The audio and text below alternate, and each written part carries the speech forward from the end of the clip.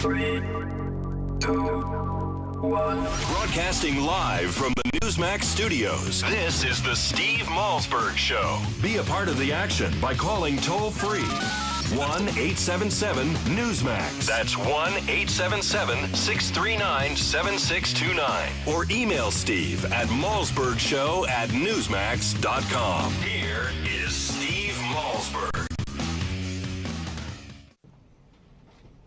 At his trial in 1964, Nelson Mandela closed his statement from the dock saying, "I have fought against white domination, and I have fought against black domination. I've cherished the ideal of a democratic and free society in which all persons live together in harmony and with equal opportunities. It is an ideal which I hope to live for and to achieve. But if needs be, it is an ideal for which I am prepared to die." And Nelson Mandela lived for that ideal, and he made it real. He achieved more than could be expected of any man. And today he's gone home. And we've lost one of the most influential, courageous, and profoundly good human beings that any of us will share time with on this earth. He no longer belongs to us. He belongs to the ages. All right, folks, welcome to the Friday edition of the Steve Malzberg Show. That was President Obama yesterday, speaking of the passing of Nelson Mandela. And joining us now is Joel Pollack, editor-at-large for Breitbart News.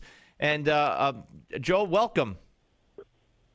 Hi, how are you? I'm fine. Good to talk to you.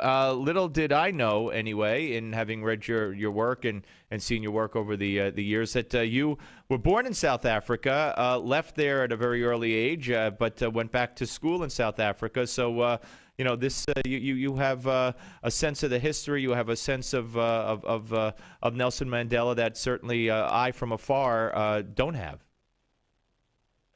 Well, I was fortunate to be there in a transitional time where I learned a lot about not only South African politics, but learned a lot about what I believed about my own political views and about American politics, because there are some important lessons that I think we can learn from studying some of what South Africa did and some of what it failed to achieve, the good and the bad. Now, what's most striking and has been said over and over about Nelson Mandela, and is very, very true, he chose forgiveness instead of retribution. I mean, he came out. He tried to be a uniter, not a divider. And it's ironic that we have, I believe, quite the opposite in the president who was speaking of Nelson Mandela there. Quite the opposite in many, many respects. If you talk about the politics of Nelson Mandela, the beliefs of Nelson Mandela versus the politics and the beliefs of Barack Obama on many levels, internationally, domestically, economically, I think that the contrast is striking. But of course, they'll be held up by the media as maybe two of a kind in many respects. But having said that, talk about the caliber of a man who went through what he went through. Forming the choosing nonviolence, then seeing the Sharpeville massacre, and saying that we're not going to be nonviolent if our peaceful protesters are going to be gunned down by the government. Then sentenced to all those years in prison, and then gets out and has an attitude, I guess, quite different than maybe 90% of any other person in that position would have had. Yeah, I think that's exactly right. He was in an impossible situation. He felt nonviolent resistance wasn't going to work. They did it for about 5 years, and it got them nowhere because the apartheid government was determined to cling to power at all costs. And he decided that they had to apply some pressure to that government using violent resistance. Later on, his movement veered into terrorism, but in those early years, they were bombing pylons and railroad tracks and things like that, so as not to cause civilian death, but to indicate to the government that they were going to take up arms against it. So Have been other liberation movements that have done similar things and done so in desperate circumstances, and that's when he did that. But yes, he turned his back on that when he got out of prison and suspended what they called the armed struggle, and even in order to have negotiations. I would just say one thing. I mean, his beliefs weren't that different from Obama's beliefs, or in fact the beliefs of many leftists. He was a believer, at least initially, in state ownership of minerals and resources and industry. Almost a communist kind of belief system, even though he wasn't at least outwardly a card-carrying communist, and he kept the Soviet Union at arm's length. But he was willing to give up a lot of those beliefs right. for the sake of the national good, whereas, unfortunately, we have a president who is not willing to compromise his beliefs, even when they've been shown not to work. Right. In Obamacare and elsewhere. No, I think I expressed myself poorly. That's exactly what I was trying to say, and the willingness to bend and the willingness to do what's right for the country, whereas Obama is so politically aligned to his beliefs and his system that even if it's not working to us, I think he believes it's working towards his goal, which may not be the same goal that most of us have. But that aside, talk about the 5-year term in office of Nelson Mandela. And again, this speaks to who the man was as well. He could have stayed in office probably for the rest of his life or close to it and decided that would not be, again, for the good of the country. That's absolutely right. In fact, there were many people who felt he should have run again for another term. But he really wanted to see a peaceful transition, knowing that the fate of other African countries was that their leaders held on far too long. I mean, look at Zimbabwe. Robert Mugabe was elected in that country's first democratic election in 1980. And at the time, that was kind of the South Africa of its era. We had a civil war, essentially, between black guerrilla forces and the white minority government, and then it all got resolved in a democratic way, and all looked bright until Mugabe refused to leave power. And he's still in power over 30 years later. So Mandela really wanted to set a different example and restore the world's faith in Africa as a continent by saying, look, we really turned the corner on our past. Unfortunately, a lot of people hadn't turned that corner, not Mugabe and some of the people in Mandela's own party. But in that gesture, in leaving the way he did, he enabled South Africa to really establish a firm foundation for the future. And it's got a lot of problems, and some of those problems are getting worse. But yeah, crime and HIV and things that got bad under his tenure, I guess. But he spoke out, if I'm not mistaken, against Mugabe and that kind of rule. And he also, talking about the terror and bombing things, he also, did not support the Palestinians in their excuses where they would, kill Israelis, blow up pizza places, shopping malls, whatever, and innocent civilians would die. But since it was, quote unquote, under the guise in their eyes of freedom fighting, they didn't think they were really killing any innocent people. And Mandela did not go along with that. Well, I think it's important to be precise. I think, to be fair, he did support the Palestinians pretty much without reservation in the early years.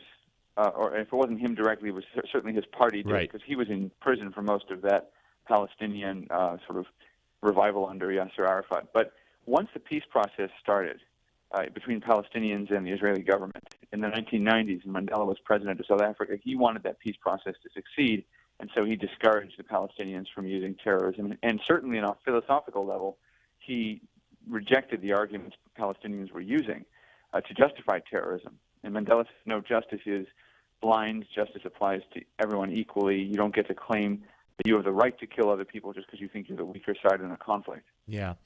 Well, very complex man, and a man, in many respects for the ages, and I just can't imagine going through what he went through, and then emerging the way he did, and being as respected, by the world as he is. It's quite a life story, and thank you for sharing your expertise with us. I appreciate it, Joe. We'll speak to you again. Thank you for the opportunity. My pleasure. Joe Pollack, editor-at-large, ladies and gentlemen, at Breitbart News, here on the Steve Malzberg Show. And yeah, when I found out that Joel had a South African background and knew, from his perspective, a lot about the life and times of his country and the leadership of Nelson Mandela and the story of Nelson Mandela, I felt it was appropriate to speak with him. We'll also speak to Alveda King later on in the show. Congressman Ed Royce, chair of the House Committee on Foreign Affairs, joins us next, right here on the Steve Malzberg Show, Newsmax TV and radio. The Steve Malzberg Show. A hot new book by Craig Smith argues that the greenback is now at high risk thanks to our spendthrift politicians. Mark Twain said, "The truth is stranger than fiction." The same is true of the Great Debasement, which began a century ago with the creation of the Federal Reserve and income tax. The result, today's dollar retains just 2 cents of its original buying power. Yes, progressive politicians have engineered the largest wealth confiscation in history, creating in essence a fourth branch of government. Learn what must be done to preserve your money if the dollar crashes. The good news is Swiss America is offering the Great Debasement, a $20 value free of charge for this special radio offer. 800-818-3967. 800-818-3967. 800-818-3967. Call Swiss America now for a free DVD. 800-818-3967. Don't complain about your cable bill going up and up and up. Do something about it. Grab a pencil and jot down this special number, 1-855-625-MY-TV. The more cable TV rates go up, the better digital satellite TV looks. So cancel the cable and get more of your favorite channels in 100% digital quality for less money. Call 1-855-625-MY-TV. Right now to sign up for packages starting as low as $19.99, and there's no equipment to buy. You get free HD TV upgrade, a free DVR upgrade, and free professional installation. You control what you watch when you watch it. Record your favorite shows. Pause and rewind live TV. Even skip the commercials. Watch local channels too. At just $19.99, what are you waiting for? Pull out your major credit or debit card. Call 1-855-625-MY-TV. 1-855-625-MY-TV. Cancel the cable, cut costs, and get more. 1-855-625-MY-TV. 1-855-625-MY-TV. When you were younger, you probably never considered your heart health. But cardiologist Dr. Chauncey Crandall knows from experience that taking steps to care for your heart becomes more crucial as the decades pass, if you want to keep this vital organ ticking smoothly for years to come. That's why Dr. Crandall recently developed Cardio Advanced, a nutritional supplement containing 12 special ingredients, all selected to help improve and maintain your heart health and normal cholesterol levels. The flagship of this exclusive formula, esterified plant sterols, may help lower your risk of heart disease when taken as part of a diet low in cholesterol and fat. And great news, now you have the opportunity to try a 30-day supply of Cardio Advanced. Simply cover a $4.95 shipping and handling charge. Plus, if you act right now, you'll also receive a free doctor's guide to a healthy heart as a special bonus. Please visit cardioadvanced.com/radio for complete details on claiming your 30-day bottle of Cardio Advanced and free report. That's cardioadvanced.com/radio. Life is too precious to ignore your heart health. Visit cardioadvanced.com/radio now while supplies last. Are you at least 62 years old like me? Could you use an extra $50,000, $100,000 or more to live a better life? Then please consider the benefits a reverse mortgage can provide to you. With a reverse mortgage, you can have your mortgage payments stopped altogether and get equity out of your home to live on. And you can use the money to help you live a better life. How nice would that be, not to have a mortgage payment? Qualifying for a reverse mortgage is simple, since there are no income, asset, employment, or credit requirements. However, you must be 62 years or older, own your home outright, or have a very low balance on the mortgage, and be prepared to live in it throughout the rest of the loan. Call now for more information. 800-831-1560. 800-831-1560. 800-831-1560. That's 800-831-1560.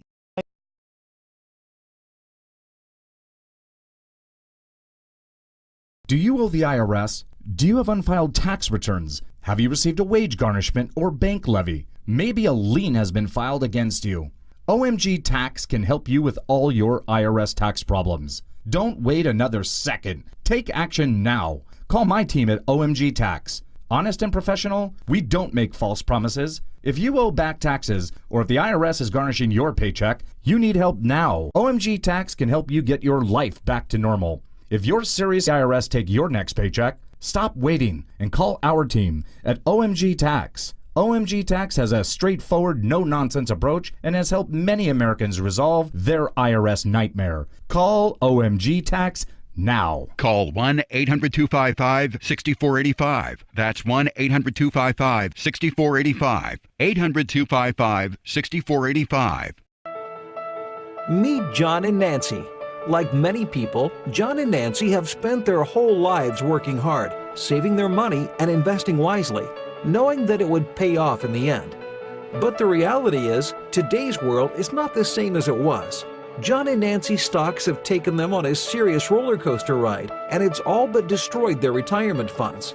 Their house is not even close to being worth what they paid, and to boot, their middle-class paychecks no longer cover their costs.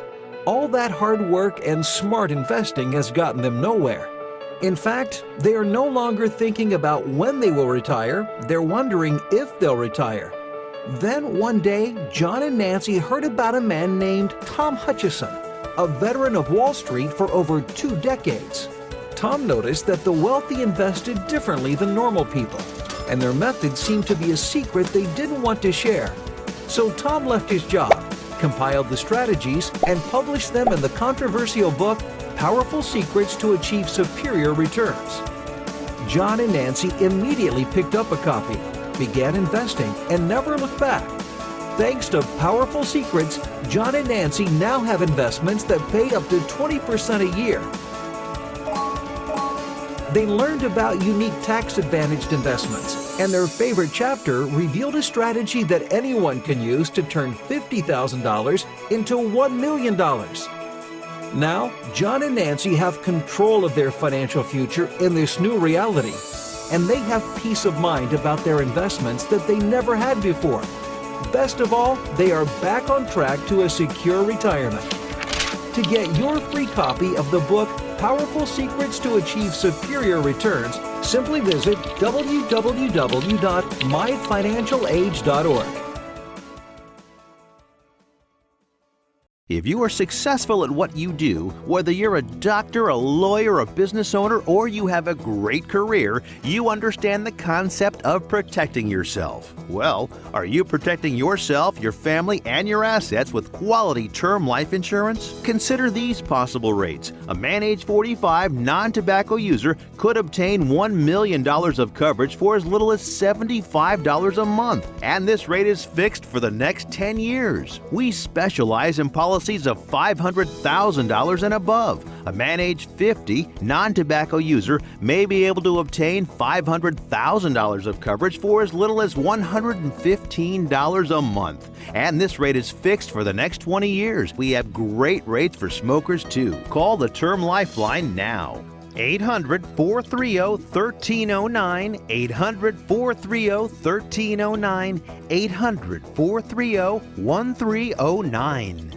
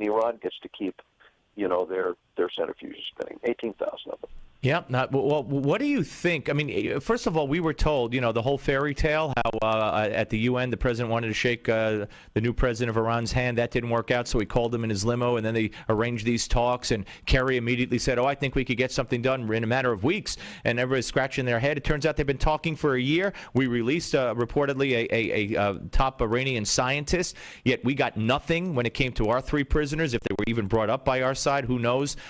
So, I mean, this whole scenario that we've been fed is false on its face. Right, talking for a year, and talks which Congress were never made aware of course, and at the same time, look at the agreement they did get, and I want you and our listeners there to think through this kind of an agreement. We have an agreement where Iran says, okay, we will we'll stop construction on our plutonium reactor. And we're not even talking about the centrifuges here. We're just talking about a bomb-making factory that we've caught them building for a plutonium weapon, besides the uranium-enriched weapon they're working on. And the thought was that would be halted. At least that's what it says in the agreement. But when they get back home, they say, no, we're going to continue construction at that reactor site. Yep. That agreement doesn't mean what we said. And not only that, but we maintain that we have the right to more of these. And then at the same time, you have their leadership go out into the street. Now, I'm not just talking about their militia that were chanting death to America a few weeks ago. Some of their leadership were out there with the besieging militia, marching through their capital, yelling death to America, while they maintain that the agreement doesn't mean what the words say. Incredible. Congressman, we have 30 seconds. It's just briefly, what do you hope to get out of John Kerry next week? Well, our hope, we're working with our colleagues in the Senate right now, and we're trying to build legislation as backup, which would be based on that House bill that I authored, so that if Iran does not keep to this agreement over the next 6 months, so that 6 months and 1 day after come back into place, not just the sanctions, but the overwhelming sanctions that would truly lead to the decision. You know, they've had $600 billion in capital flight out of it. Right, and they'd have to live up to it or suffer more severe consequences. Congressman Royce, thank you so much, sir. Appreciate it. Thank you. It's good to be with you. Thank you, Steve.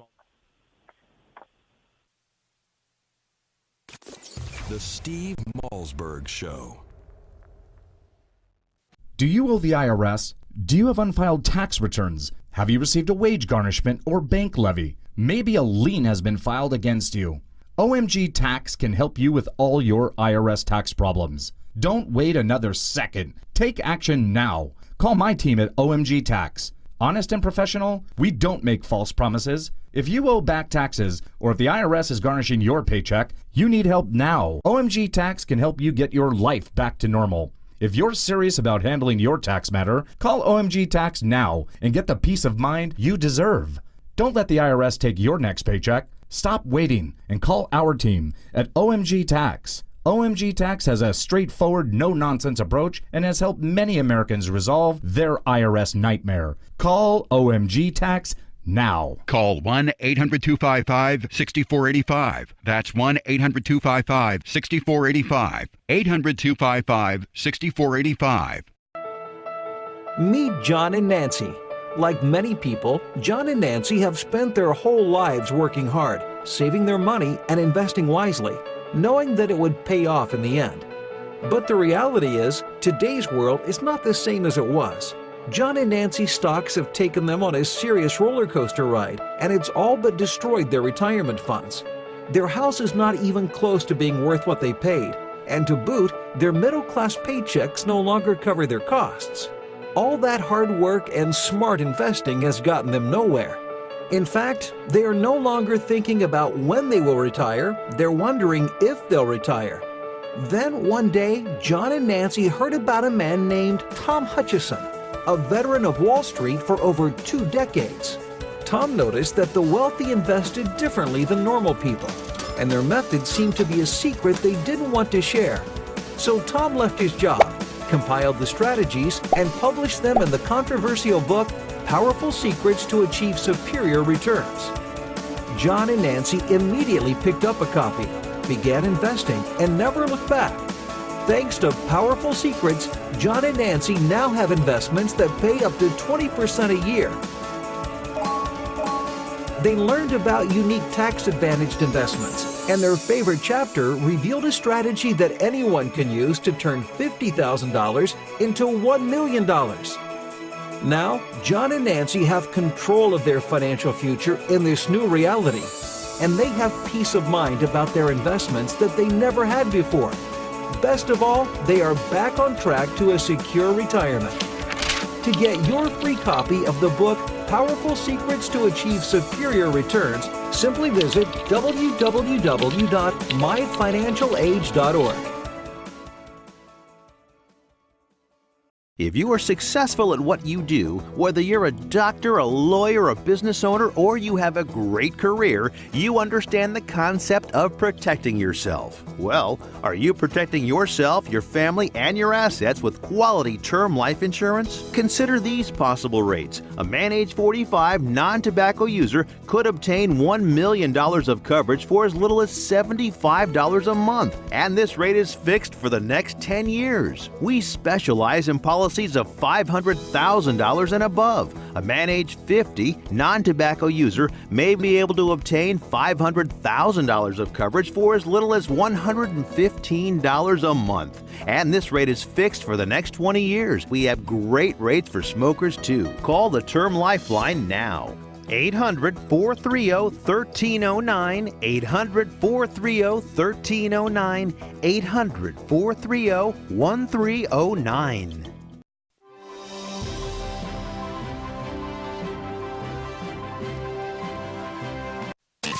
Where can you find the Steve Malzberg Show? Everywhere. From your smartphone to satellite radio to Newsmax Live TV to Roku, we have you covered. Here is Steve Malzberg.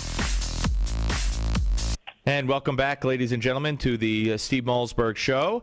Joining us right now is former governor of the state of Maryland, Bob Ehrlich. And Governor, welcome to the show. Appreciate it. Steve, thank you. Merry Christmas, and thank you very much for the time today. Well, it's my pleasure. I know you're in the middle of a book signing for your new book, which is called, of course, America: Hope for Change, which is kind of an interesting little twist of the Obama message when he was running. Correct? Yeah, it is, and the book, in fact, is all about not necessarily the president, but about his mindset, his colleagues, his philosophical underpinnings, and unfortunately the fact that America is making progress with regard to his worldview and not ours. Yeah, well, why don't we start with what's been talked about very much before we get to exactly what's in your book and what you recommend. I mean, here's a president who, and it's been brought up by Ted Cruz, it's been brought up by Jonathan Turley, who's going to join us on this show, about the power grab. I mean, the unprecedented, not only executive orders, but the unprecedented changing of laws, enforcement of laws if he feels like it, giving exemptions to laws. I mean, this is just unconstitutional on its face, is it not? It is, and every time, and now the contraception mandate, of course, is going to the Supreme Court, and every time it goes to the courts, he loses.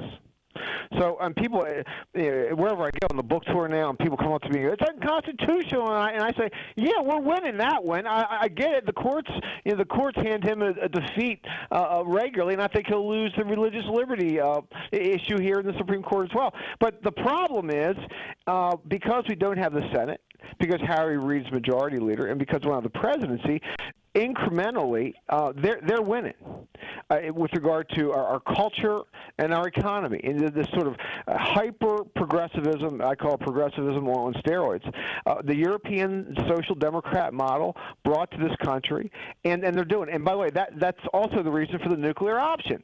It's really important to get that D.C. appeals court in legislative mode. They need hyper-progressive activist judges. Right. Well, then we won't be able to say, and you won't be able to tell the folks we're winning because we're going to start losing there.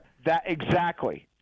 So that's but I point out to everyone all the time, elections have consequences. Elections have consequences. Mitt Romney would have picked, I truly believe, solid judges. This president, I was just going to pick activist, progressive judges who will legislate from the bench. And Governor, it's not usually a presidential election issue. I think Mitt Romney blew a big chance. He could have pointed it at Sonia Sotomayor and Elena Kagan and said, "You want two or three more of those, and all of those on the lower courts." He just didn't bring it up. You're right. And I was chair, and in Maryland. Obviously, Maryland was not very competitive, but I was in Pennsylvania a lot with Rudy Giuliani and some other folks running around, and thinking Pennsylvania was going to go in our direction this time. But you're right; it did not come up because it was the economy, and of course, his dismal record on the economy did not result in his losing the election, which was pretty stunning to a lot of us. However, when you look at the breakdown and the success they've had with this war on women narrative, it made more sense to me. So, in any event, this book is about where we are.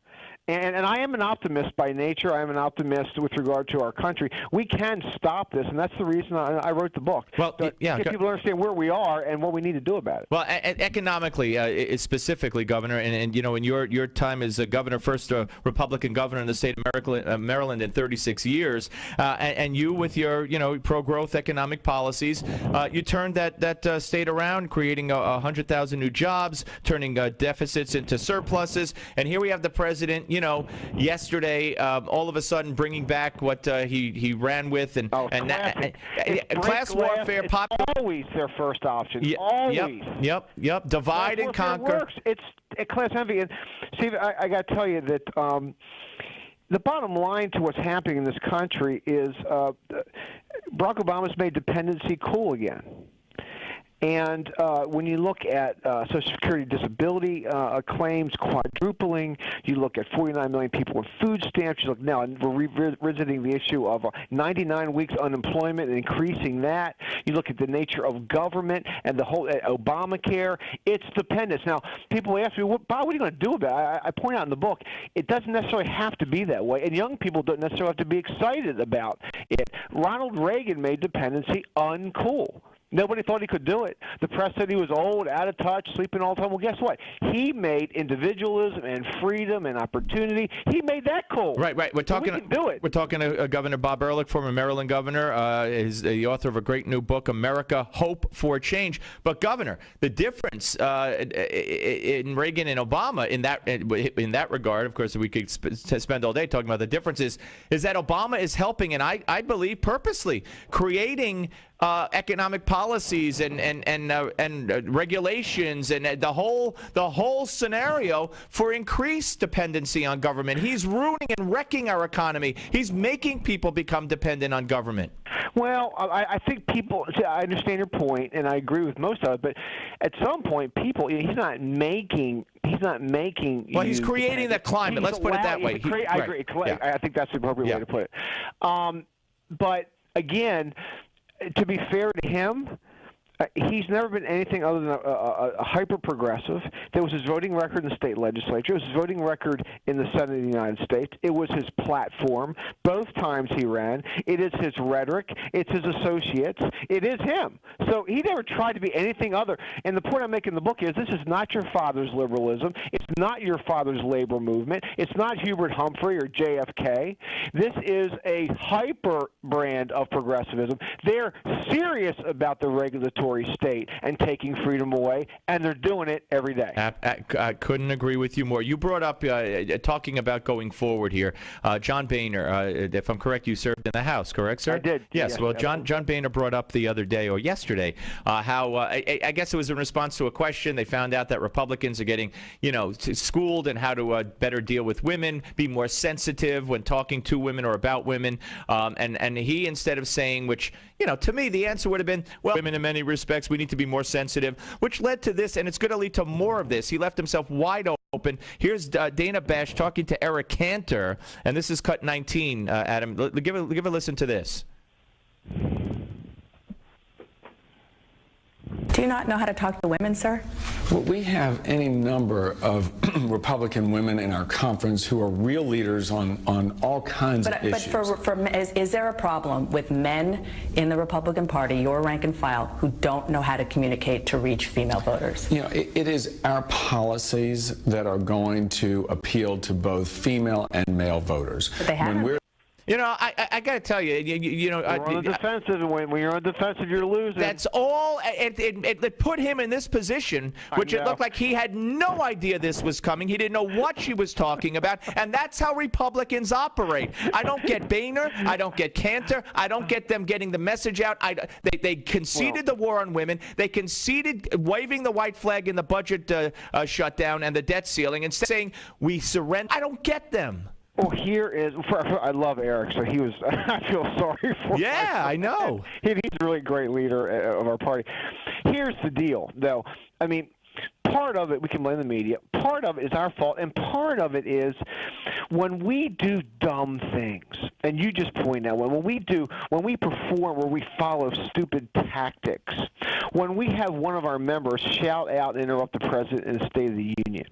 When we have these guys running for the Senate talk about rape in a nonchalant way, we just feed their narrative. Sandra Fluke, and think of how far the Democratic Party's come. Now, they were convincing, and they convinced young women that Mitt Romney was going to be at the CVS intercepting their birth control pills. and that is sort of their mindset. It's a constitutional right. Now, I'm for contraception. I'm for birth control.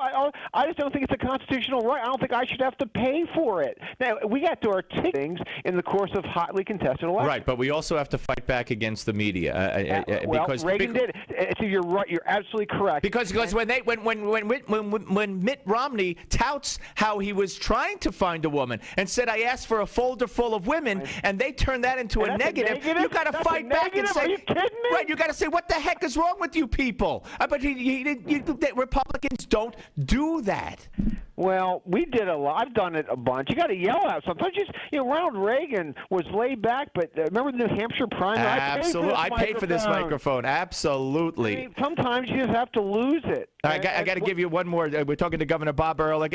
I'm enjoying this conversation immensely. I hope you are. Thank you. Also, it's former Maryland governor, author of America, Hope for Change. Adam, I want you to play cut 31. This is Obama yesterday from his interview with Chris Matthews. By the way, it turns out the hall they used, they kicked out a bunch of young ballerinas to do this.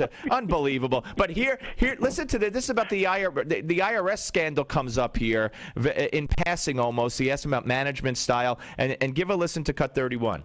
If, on the other hand, you've got an office in Cincinnati, in the IRS office, that I think for bureaucratic reasons is trying to streamline what is a difficult law to interpret about whether a nonprofit is actually a political organization, deserves a tax-exempt agency, and they've got a list, and suddenly everybody's outraged. 501c4 is tricky to begin with. How do you define it? And by the way, Chris, I'll point out that there are some so-called progressives and perceived to be liberal commentators who, during that week, just were outraged at the possibility that these folks, had been in the direction of the Democratic Party in some way discriminating against Tea Party folks. Okay, so he was talking about how the media dared to question him. Right, but see, he blamed it. He went back to the original old line. It was a few people in Cincinnati. My gosh! And that's been disproved in congressional time. Nobody believes that anymore. But it's Harry Reid, my staff. I mean, it's Orwellian. It's 1984. It's a new reality. And the left, and Chris, I've known Chris for years. I mean, it's pitiful. It's just pitiful. All right, but where you know what? Where's Boehner and McConnell and Issa and the people who have held hearings on to hold a press conference today to play that soundbite and say, how dare he blame it again on people in Cincinnati? And say this, next thing you know, he'll be blaming Benghazi on the video. Yeah, I love it. But it doesn't happen. That's the frustrating part. Well, you're right, and that's why I wrote the book, and that's why people should read the book. But let me also point this out, and you know this. Candidates count. And Ronald Reagan was degraded, called a dummy, old B actor, stupid, lazy. Yep.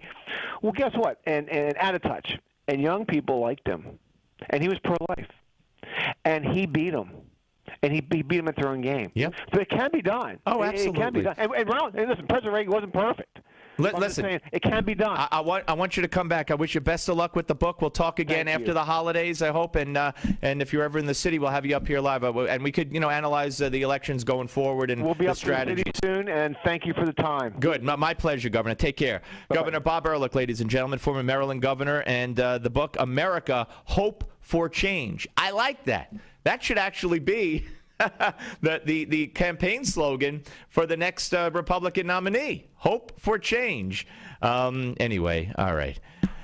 What could I tell you? All right, Steve Malzberg Show, ladies and gentlemen, right here. We're coming back. Very busy day. More on the death of Nelson Mandela. Steve Malzberg Show. The Steve Malzberg Show. If you're a man over 40, your prostate could be forcing you to urinate frequently. A hot new book by Craig Smith argues that the greenback is now at high risk thanks to our spendthrift politicians. Mark Twain said the truth is stranger than fiction. The same is true of the Great Debasement, which began a century ago with the creation of the Federal Reserve and income tax. The result, today's dollar retains just 2 cents of its original buying power. Yes, progressive politicians have engineered the largest wealth confiscation in history, creating in essence a fourth branch of government. Learn what must be done to preserve your money if the dollar crashes. The good news is Swiss America is offering the Great Debasement, a $20 value free of charge for this special radio offer. 800-818-3967. 800-818-3967. Free DVD. 800-818-3967.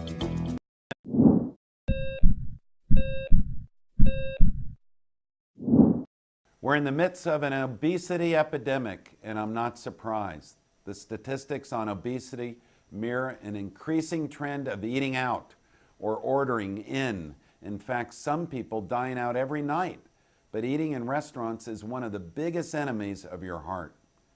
When you're in a restaurant, you don't really know what you're getting, and the calorie counts of many restaurant dishes are astronomical.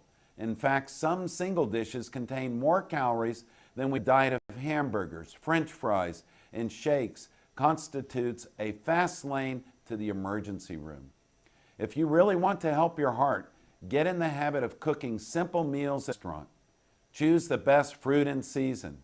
Your local farmer's market is a great place to start. It will probably still cost less than that pie you were thinking of buying. Get in the habit of using fresh herbs. You can use them in egg white omelets or dust them on the fish you grill or bake. And for a light dessert, choose a square or two of dark chocolate that you and your spouse can enjoy. There are lots of ways to make your heart healthy, but there are also lots of ways to damage it. That's why I wrote Fix It, Dr. Crandall's 90-day program. In it, I'll tell you how to kickstart your metabolism every day, how to pick the best diet for you, how to stop hunger from sabotaging your diet, the 7 superfoods for your heart. I'm Dr. Chauncey Crandall, and thanks for watching this Heart Health Minute. Don't complain about your cable bill going up and up and up. Do something about it. Grab a pencil and jot down this special number, 1-855-625-MY-TV. The more cable TV rates go up, the better digital money. Call 1-855-625-MY-TV. Right now, to sign up for packages starting as low as $19.99, and there's no equipment to buy. You get free HD TV upgrade, a free DVR upgrade, and free professional installation. You control what you watch when you watch it. Record your favorite shows. Pause and rewind live TV, even skip the commercials. Watch local channels too. At just $19.99, what are you waiting for? Pull out your major credit or debit card. Call 1-855-625-MY-TV. 1-855-625-MY-TV. Cancel the cable, cut costs, and get more. 1-855-625-MY-TV. 1-855-625-MY-TV. This is the worst weather we've seen in quite some time, folks, and I don't see any end in sight. People have been calling in from across the state complaining their basements are flooding. One guy said he now has an indoor swimming pool in his basement. I told him he needs the waterproofing innovations from Basement Systems. If you want a dry basement or crawl space that will weather any kind of storm, you need the patented solutions from Basement Systems. You've seen them on home makeover shows throughout the country. with a lifetime warranty. Every solution is custom designed for your estimate, and you'll never have to worry about storms like these again. Call now for your free basement inspection at 800-516-9794, 800-516-9794. Learn how to waterproof your basement now. Call this number, 800-516-9794, 800-516-9794.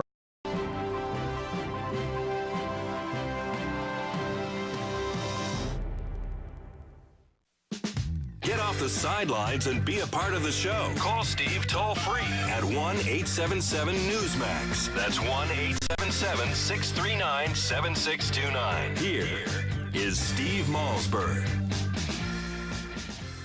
All right, folks, let me read you from the testimony of our next guest before Congress the other day. The problem with what the president is doing is that he's not simply posing a danger to the constitutional system. He's becoming the very danger the Constitution was designed to avoid. Those are the words of our next guest, Jonathan Turley, renowned legal scholar and professor of law at George Washington University Law School. Hello, Jonathan. How are you? Hello. It's great to be with you. Well, it's great to talk to you. I appreciate you coming on. First of all, before we get to that, the passing of Nelson Mandela. What could be learned from his life and even his tenure as president of South Africa, in your view? Well, I think that whenever you have the passing of someone who has such an iconic hold on the world, is it does force you to think as much about your life and about our current circumstances than his life and his legacy. I think that it behooves all of us to ask if we've done enough to achieve equality. On my blog this morning, instead of writing a piece on Mandela, I posted a piece of a prosecutor who's being disciplined for talking to a jury about the white world in which they live in an effort to secure a conviction against a black man. And I think that one way to honor Mandela is to look at current issues that we have today and to see if we've done everything we can do.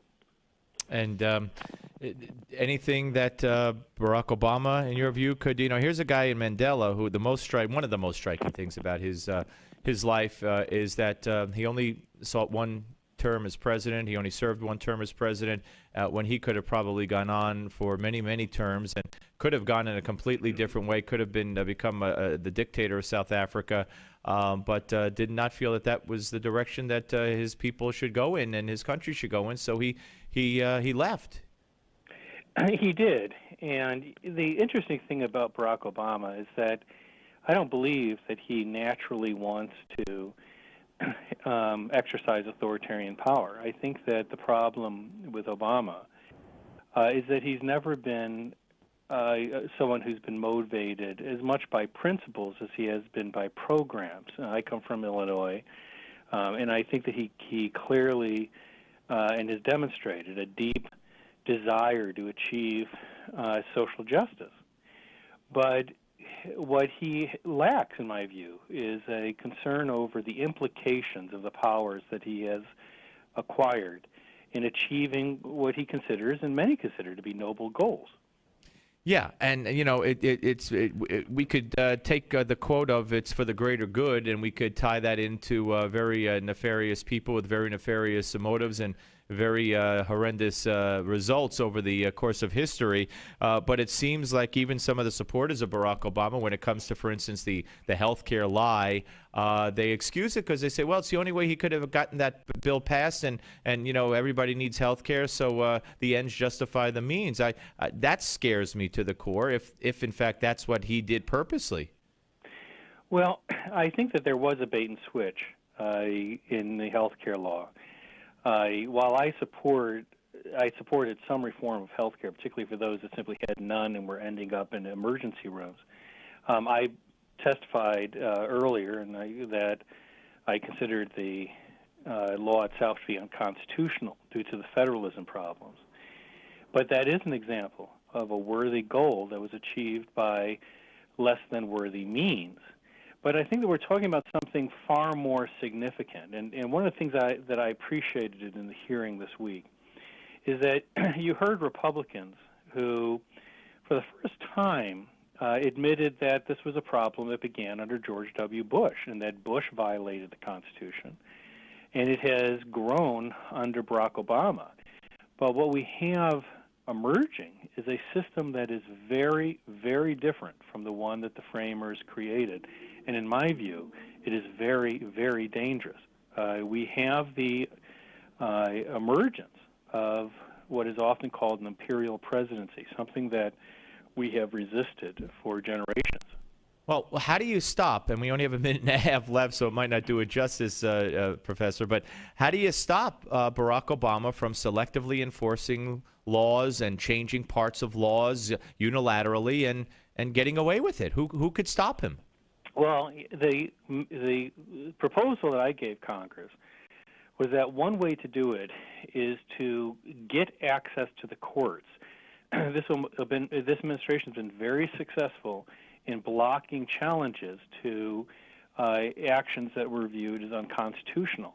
We have to get over what's called the standing barrier, where courts just refuse to hear challenges. I think that the framers would have been appalled that you can have very clear violations of the Constitution, but literally no one can actually get a hearing to review them. And I'm a big advocate of what's called member standing. I think at a minimum, courts should recognize that members of Congress have standing to challenge these types of rules and policies. If they did, I think many of these things would be struck down. No, absolutely. And the fact that it's incumbent upon members of the public to get it done is a burden on them because they're not as equipped as a congressional person would be. Hey, I hope you'll come back, Jonathan. Thank you very much, sir. My great pleasure. Thank you. Thank you. Jonathan Turley, folks, a professor of law at the George Washington University Law School. When we come back, Dr. Alveda King on the Steve Malzberg Show. The Steve Malzberg Show. Tired of calls, levies, and liens from the IRS or hiring others who don't get the job done? Call Wall and When you were younger, you probably never considered your heart health. But cardiologist Dr. Chauncey Crandall knows from experience that taking steps to care for your heart becomes more crucial as the decades pass, if you want to keep this vital organ ticking smoothly for years to come. That's why Dr. Crandall recently developed Cardio Advanced, a nutritional supplement containing 12 special ingredients, all selected to help improve and maintain your heart health and normal cholesterol levels. The flagship of this exclusive formula, esterified plant sterols, may help lower your risk of heart disease when taken as part of a diet low in cholesterol and fat. And great news, now you have the opportunity to try a 30-day supply of Cardio Advanced. Simply cover a $4.95 shipping and handling charge. Plus, if you act right now, you'll also receive a free doctor's guide to a healthy heart as a special bonus. Please visit cardioadvanced.com/radio for complete details on claiming your 30-day bottle of Cardio Advanced and free report. That's cardioadvanced.com/radio. Life is too precious to ignore your heart health. Visit cardioadvanced.com/radio now while supplies last. Are you at least 62 years old like me? Could you use an extra $50,000, $100,000 or more to live a better life? Then please consider the benefits a reverse mortgage can provide to you. With a reverse mortgage, you can have your mortgage payments stopped altogether and get equity out of your home to live on. And you can use the money to help you live a better life. How nice would that be, not to have a mortgage payment? Qualifying for a reverse mortgage is simple, since there are no income, asset, employment, or credit requirements. However, you must be 62 years or older, own your home outright, or have a very low balance on the mortgage, and be prepared to live in it throughout the rest of the loan. Call now for more information. 800-831-1560. 800-831-1560. 800-831-1560. That's 800-831-1560.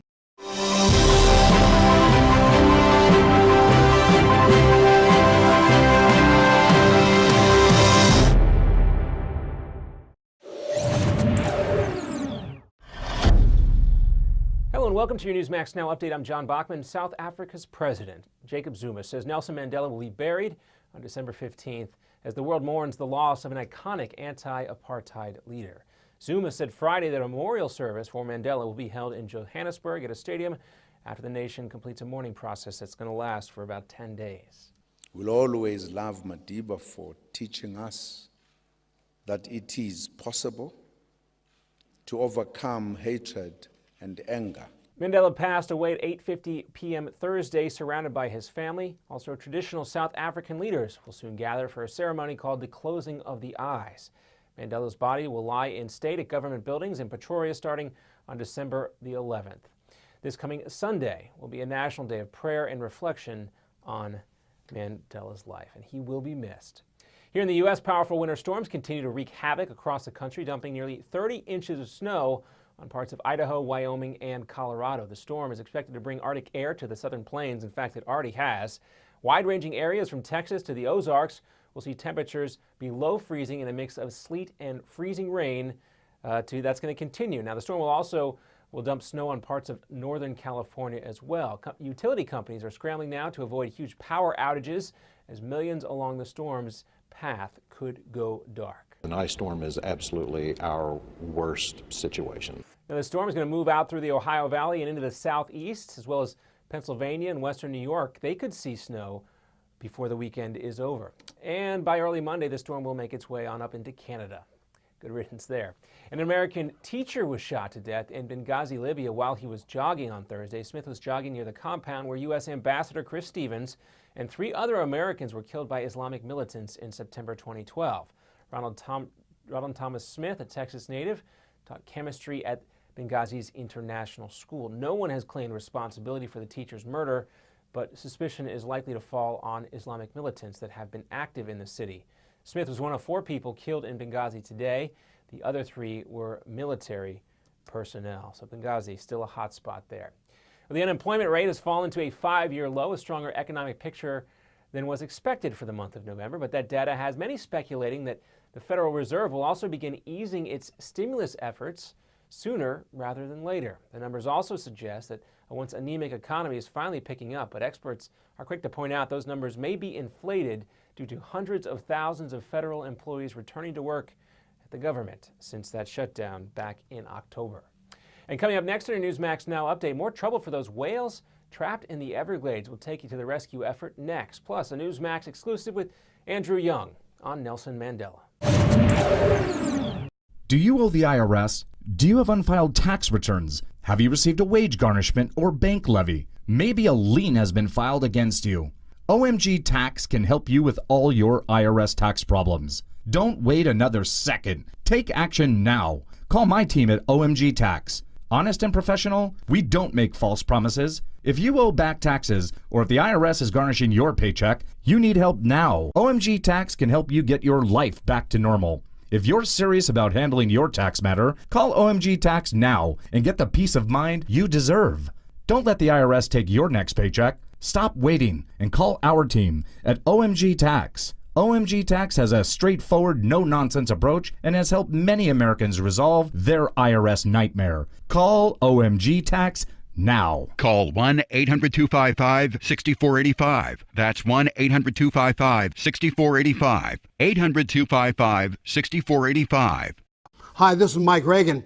You need to watch out because thousands of new Obamacare rules are currently being implemented and few know what the law says or does.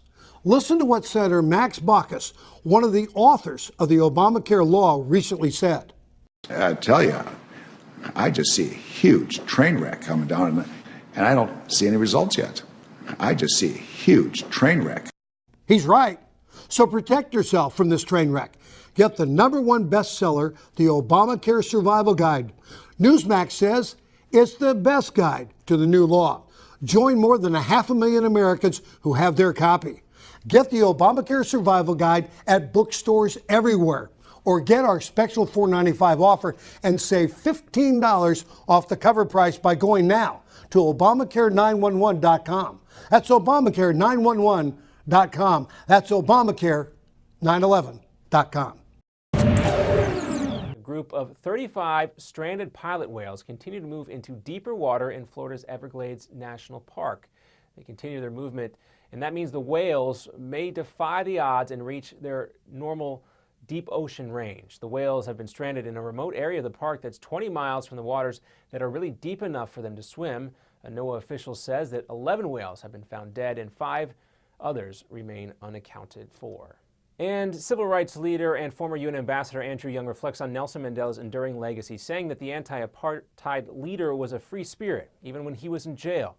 A time, according to Young, that Mandela believed was transformative. Young tells Newsmax TV in an exclusive interview that Mandela belongs alongside Martin Luther King and Gandhi in history. He encouraged them to take the high road and to look up and to see that peace is a possibility in our time. And that's going to do it for this edition of your Newsmax Now Update. I'm John Bachman. Broadcasting live from the Newsmax studios, this is the Steve Malzberg Show. Be a part of the action by calling toll-free 1-877-NEWSMAX. That's 1-877-639-7629. Or email Steve at malzbergshow@newsmax.com. Here is Steve Malzberg. All right, folks, welcome back to the Steve Malzberg Show. Hour number 2, Friday edition. Coming up in just a moment, we'll be joined by the niece of the late Dr. Martin Luther King Jr., Dr. Alveda King. Also, Congressman Pete Hoekstra will join us in this half hour. And then Malzberg's Media Madness with Noel Shepard. So big hour. But right now we are joined by Dr. Alveda King, niece of, as I mentioned, Dr. Martin Luther King Jr., pastor with Priests for Life, founder of King for America. Hello, doctor. Hello. I'm so glad to join you. Hello. How are you, Steve, and your whole audience? Well, thank you. It's always great to talk to you. You know that. It's an honor. I value our friendship and our relationship here. But I right away knew when we heard the news yesterday that I'd be trying to set up this interview with you on the passing, of course, of Nelson Mandela. Talk about your remembrances, what stands out in your mind, what kind of person he was, maybe things we don't know. Well, you know, my family, especially my aunt Coretta Scott King, after President Mandela was released from jail, and then, of course, after he was freed, he then became president. Ambassador Andrew Young and I were talking today about all of those experiences. I actually had a chance to travel to South Africa post-apartheid. Some of those issues still remain today, though. There's still inequity there. And so when you think about a man who in his younger life was a radical, a rebel, and he, of course, did some things that maybe peace-loving people would say, oh, my God, you can't celebrate that. But at my house, at my home, I have a portrait. And in the portrait, there's a picture of my Uncle ML, Martin Luther King Jr., President Mandela, and Malcolm X. And so the three of them are there. My uncle looks very solemn. President Mandela is smiling with a victory symbol and, you know, making his hand into victory. Right. And then Malcolm looks very stoic. Three different men. My uncle was peace-loving, and he was peaceful all the way through. President Mandela, in his latter years, became that peaceful statesman teaching love and forgiveness. So I had an opportunity to meet him. I was grateful. I had an opportunity to travel to South Africa. And so, for instance, when I was a young woman, I was pro-choice. I thought it was okay to have abortions and things. And then later, my heart was touched and my heart was changed even after I had my own abortions. And today, I fight and I champion for the little unborn baby. So if I have any regret, I only met him one time, but I wish we had had an opportunity for that conversation and for me to invite him to be a voice for those little helpless babies as well.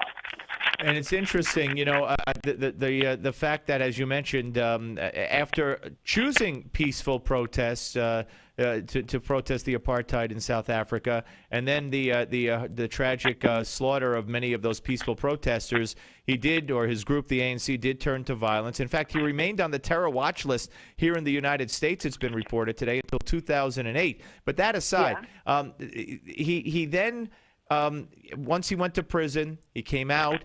And instead of choosing revenge or vengeance or dictatorship or, you know, serving in an office that he could have kept and gone the way of Fidel Castro did with Cuba, he elected to forgive. He elected to better the lot of his people, and he elected to give up power so that the country could progress. You know, after he was out of power, it just reminds me a lot of. I think that that's what your uncle, your late uncle, would have done under similar circumstances. Again, from the point of being released from prison on. Well, you know, sometimes have the thought desperate times call for desperate measures, and that's why we see some of the things that to live together as brothers, and now I will add, and sisters, or perish as fools.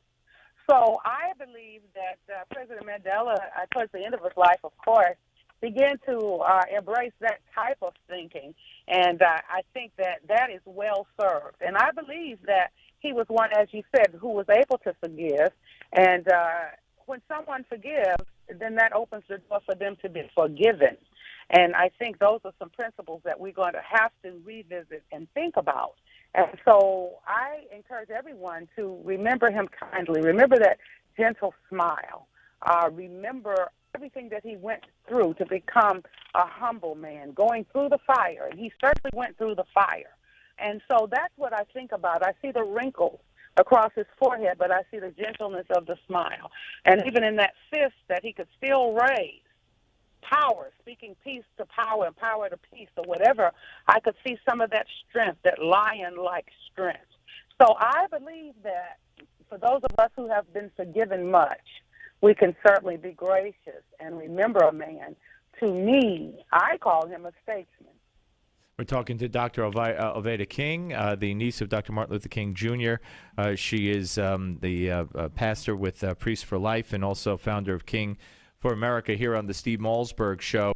You would think that that there are other leaders around the world, specifically in Africa, that could have learned a lot from the way Nelson Mandela ran his country and tried to better his people. Because that's not typical of the continent of Africa, unfortunately. Absolutely not. And as I say, I've been to South Africa. I've been on the West Coast over to Ghana, Johannesburg, Swaziland, and sometimes you still hear that warrior kind of philosophy. But I believe my cousin, Elder Bernice King, who is the CEO of the King Center. There was a lot of rioting and violence over in Egypt not too long ago, and she said, I wish I could carry my father's message over to those young people. So as long as we can continue to advance the message of brotherhood, sisterhood, a beloved community, I'd like to say from the perspective of a preacher myself, a gospel Baptist preacher, and a family of preachers who serve Jesus Christ, that we can love, we can forgive, and we can exemplify that life before others. So I believe that has happened in President Mandela's life. One more for you. What do you think Barack Obama, if anything, could learn from Nelson Mandela?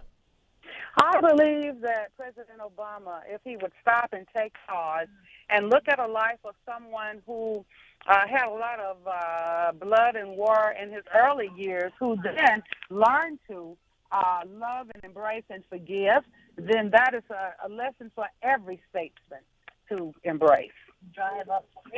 Okay, fair enough. Doctor, thank you very much. Always great to talk to you. Have a wonderful Christmas and New Year's, and I look forward to the next time we speak. Thank you so much. Thank you. Take care. Dr. Oveta King, ladies and gentlemen. Very interesting. Her thoughts on Nelson Mandela. And the funeral, I believe, is going to be a week from this Sunday. And I know that, of course, Barack Obama will lead the American delegation. And you heard earlier when we spoke to Congressman Ed Royce, who's the chair of the House Committee on Foreign Affairs, he said he would love to go and would be honored to attend the funeral of Nelson Mandela. But, of course, I didn't delve into that with him. But, of course, the way that happens is he either applies for or waits to be hopes to be asked by the president or the State Department. And I don't know how big a delegation they're taking, but certainly you would think that the chairman of the House Foreign Affairs Committee might be somebody who they would consider putting on the list. We will have to wait and see about that. All right, folks, a lot ahead on the Steve Malzberg Show coming up at the bottom of the hour. Noel Shepard, it's Friday. It'll be the midway point of the show. It's Malzberg's Media Madness. You know it, you love it. Lots of interesting stuff to discuss this week, as is always the case. The firing or resignation of Martin Bashir and other events. We'll also talk just moments from now with Congressman Pete Hoekstra. And then we're going to talk about, the war on Christmas. The left says there is no war on Christmas, but there is. And we'll talk about it. All that straight ahead right here on the very aptly named Steve Malzberg Show on Newsmax TV and radio. The Steve Malzberg Show. Don't complain about your cable bill going up and up and up. Do something about it. Grab a pencil and jot down this special number. 1-800. Are you at least 62 years old like me? Could you use an extra $50,000, $100,000 or more to live a better life? Then please consider the benefits a reverse mortgage can provide to you. With a reverse mortgage, you can have your mortgage payments stopped altogether and get equity out of your home to live on. And you can use the money to help you live a better life. How nice would that be, not to have a mortgage payment? Qualifying for a reverse mortgage is simple, since there are no income, asset, employment, or credit requirements. However, you must be 62 years or older, own your home outright, or have a very low balance on the mortgage, and be prepared to live in it throughout the rest of the loan. Call now for more information. 800-831-1560. 800-831-1560. 800-831-1560. That's 800-831-1560. When you were younger, you probably never considered your heart health. But cardiologist Dr. Chauncey Crandall knows from experience that taking steps to care for your heart becomes more crucial as the decades pass, if you want to keep this vital organ ticking smoothly for years to come. That's why Dr. Crandall recently developed Cardio Advanced, a nutritional supplement containing 12 special ingredients, all selected to help improve and maintain your heart health and normal cholesterol levels. The flagship of this exclusive formula, esterified plant sterols, may help lower your risk of heart disease when taken as part of a diet low in cholesterol and fat. And great news, now you have the opportunity to try a 30-day supply of Cardio Advanced. Simply cover a $4.95 shipping and handling charge. Plus, if you act right now, you'll also receive a free doctor's guide to a healthy heart as a special bonus. Please visit cardioadvanced.com/radio for complete details on claiming your 30-day bottle of Cardio Advanced and free report. That's cardioadvanced.com/radio. Life is too precious to ignore your heart health. Visit cardioadvanced.com/radio now while supplies last. Don't complain about your cable bill going up and up and up. Do something about it. Grab a pencil and jot down this special number. 1-855-625-MY-TV. The more cable TV rates go up, the better digital satellite TV looks. So cancel the cable and get more of your favorite channels in 100% digital quality for less money. Call 1-855-625-MY-TV. Right now to sign up for packages starting as low as $19.99, and there's no equipment to buy. You get free HD TV upgrade, a free DVR upgrade, and free professional installation. You control what you watch when you watch it. Record your favorite shows. Pause and rewind live TV. Even skip the commercials. Watch local channels too. At just $19.99, what are you waiting for? Pull out your major credit or debit card. Call 1-855-625-MY-TV. 1-855-625-MY-TV. Cancel the cable, cut costs, and get more. 1-855-625-MY-TV. 1-855-625-MY-TV.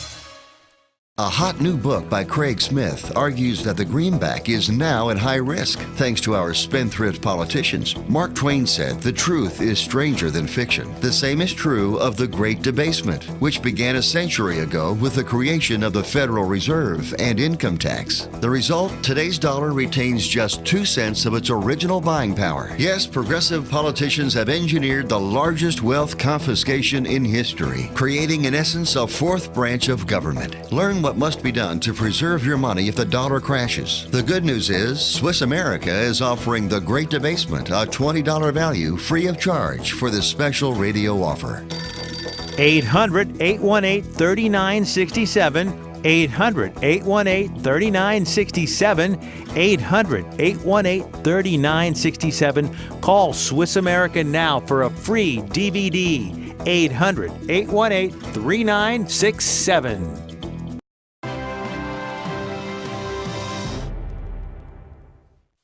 Breaking news and breaking hearts. Aww. This is the Steve Malzberg Show. Folks, welcome back to the Steve Malzberg Show. Joining us right now is our friend Congressman Pete Hoekstra, former chair of the House Intelligence Committee, Hello, sir. Hey, hello, Steve. How are you? I'm doing just great. Thank you. Well, I look forward to talking to you about your piece the other day at Newsmax about Syria and the Islamist rebels that the United States has held talks with. But first, your thoughts on the passing of Nelson Mandela. Well, I mean, here's a great individual. He became really the reference, the standard for individuals around the world. Someone who stood up for what he believed in and had a tremendous impact. There's not that many people like that with that kind of stature in the world today, and so we all mourn his loss. Yeah, absolutely. Okay, now let's take it to where we are with the Islamist rebels and in Syria. I mean, this just seems, because there's no more focus. There's no more media attention on what's going on in Syria. In fact, we learned, I think it was this week or maybe it was the last time we spoke, we might have discussed, if not, we will now, that, the reason Obama chickened out of blasting Syria with airstrikes was because he was in talks with Iran, and he did it to please Iran. I mean, for a year they've been talking, and no one knew, and that kind of might have had an effect on how he handled the Syrian situation. So, talk about where we are, what we could expect, and talk about our relationship with the Syrian rebels who are, terrorists. I wish I could tell you, Steve. I mean, that's the frightening thing about this administration. We no longer understand who's on our side and who our enemies are. And this goes all the way back to early on when Obama moved into the White House. You remember the Green Revolution in 2009? The people go to the streets. Whose side are we on? We're on the side of the regime. Right. The people go to the streets in Egypt.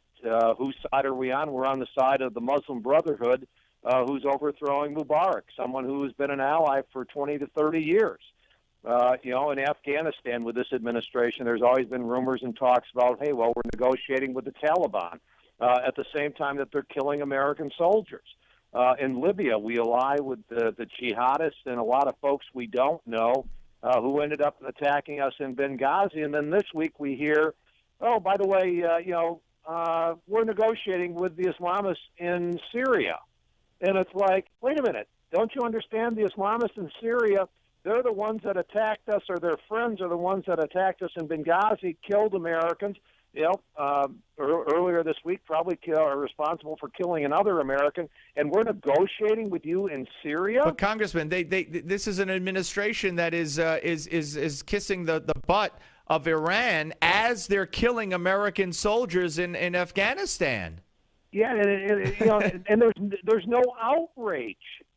I mean, and the American people ought to be outraged with this president, the mess that this president is creating.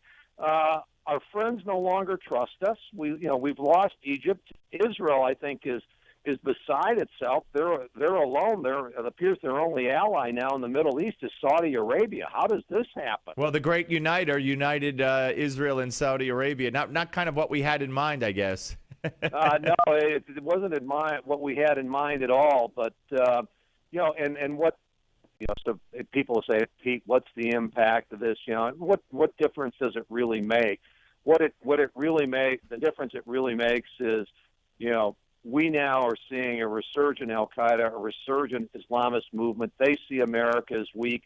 They are training, and people are participating in Syria, other parts of the world. They're participants. They're fighting with Al Qaeda and radical jihadists. They're from the West. They're from Europe. They're from Canada, and yes, they're from the United States.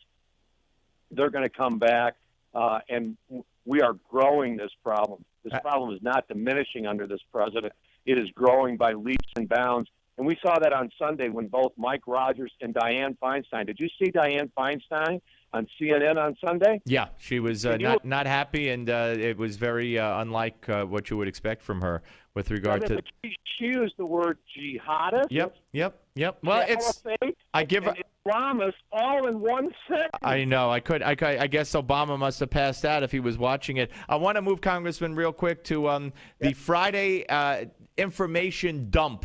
Part of that now being reported by the Washington Examiner. is that the administration, after weeks refusing to detail the extent of the back-end problems with the Obamacare website, today they said a technical bug affected about 25% of enrollments on the federal exchanges. Now, this is separate from the troubles that people had getting on and getting information. This is people who did get on. It got screwed up by a bug after they thought they enrolled. They really weren't enrolled. I mean, the news just keeps getting worse.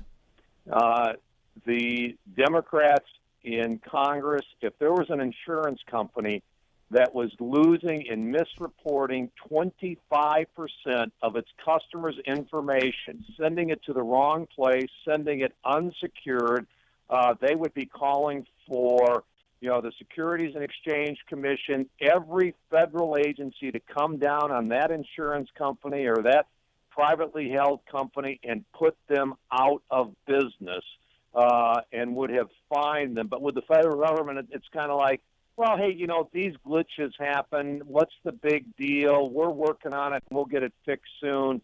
There's a double standard here. The bottom line is, this system's not going to work. It was destined to fail from its beginning. Democrats don't mind if it fails because we all know that they want to go to single payer anyway. They want this all run by the government. So they're not sweating it. Right. Early on, you're going to see. Early on next year, you'll start people calling for single payer system. Absolutely. Because the insurance companies screwed this up. Government was fine. The private sector screwed it up. Of course, it's always the private sector. Congressman, we'll speak to you soon. Thank you very much, sir. Always good to talk to you. Thanks, you too. Steve. Congressman Pete Hoekstra, former chair of the House Intelligence Committee, here on the Steve Malzberg Show. Still ahead in this hour, coming up at the right after the break, we're going to be joined by our friend Noel Shepard, associated of newsbusters.org, and we're going to go, with Malzberg's Media Madness. And then Stacey Ruth and Carrie Beth Stolten, recording artists, co-founders of the 1,000-strong Christian Patriot Movement, going to talk about the war on Christmas. And then next hour, I'm so thrilled, Walter Williams, distinguished economist at George Mason University, syndicated columnist. He'll weigh in on his column on blacks and Obama. Also, I'm sure he'll weigh in on the passing of Nelson Mandela. All ahead, Steve Malzberg Show, Newsmax TV and radio. The Steve Malzberg Show. This is the worst weather we've seen in quite some time, folks, and I don't see any end in sight. People have been calling in from across the state complaining. Do you owe the IRS? Do you have unfiled tax returns? Have you received a wage garnishment or bank levy? Maybe a lien has been filed against you. OMG Tax can help you with all your IRS tax problems. Don't wait another second. Take action now. Call my team at OMG Tax. Honest and professional, we don't make false promises. If you owe back taxes, or if the IRS is garnishing your paycheck, you need help now. OMG Tax can help you get your life back to normal. If you're serious about handling your tax matter, call OMG Tax now and get the peace of mind you deserve. Don't let the IRS take your next paycheck. Stop waiting and call our team at OMG Tax. OMG Tax has a straightforward, no-nonsense approach and has helped many Americans resolve their IRS nightmare. Call OMG Tax now. Call 1-800-255-6485. That's 1-800-255-6485. 800-255-6485. Meet John and Nancy. Like many people, John and Nancy have spent their whole lives working hard, saving their money and investing wisely, knowing that it would pay off in the end. But the reality is, today's world is not the same as it was. John and Nancy's stocks have taken them on a serious roller coaster ride, and it's all but destroyed their retirement funds. Their house is not even close to being worth what they paid, and to boot, their middle-class paychecks no longer cover their costs. All that hard work and smart investing has gotten them nowhere. In fact, they are no longer thinking about when they will retire, they're wondering if they'll retire. Then one day, John and Nancy heard about a man named Tom Hutchison, a veteran of Wall Street for over 2 decades. Tom noticed that the wealthy invested differently than normal people, and their methods seemed to be a secret they didn't want to share. So Tom left his job, compiled the strategies, and published them in the controversial book, Powerful Secrets to Achieve Superior Returns.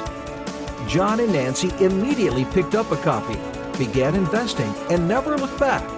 Thanks to Powerful Secrets, John and Nancy now have investments that pay up to 20% a year. They learned about unique tax-advantaged investments, and their favorite chapter revealed a strategy that anyone can use to turn $50,000 into $1 million. Now, John and Nancy have control of their financial future in this new reality, and they have peace of mind about their investments that they never had before. Best of all, they are back on track to a secure retirement. To get your free copy of the book, Powerful Secrets to Achieve Superior Returns, simply visit www.myfinancialage.org. If you are successful at what you do, whether you're a doctor, a lawyer, a business owner, or you have a great career, you understand the concept of protecting yourself. Well, are you protecting yourself, your family, and your assets with quality term life insurance? Consider these possible rates. A man age 45 non-tobacco user could obtain $1 million of coverage for as little as $75 a month, and this rate is fixed for the next 10 years. We specialize in policies of $500,000 and above. A man age 50 non-tobacco user may be able to obtain $500,000 of coverage for as little as $115 a month. And this rate is fixed for the next 20 years. We have great rates for smokers too. Call the Term Lifeline now. 800-430-1309, 800-430-1309, 800-430-1309.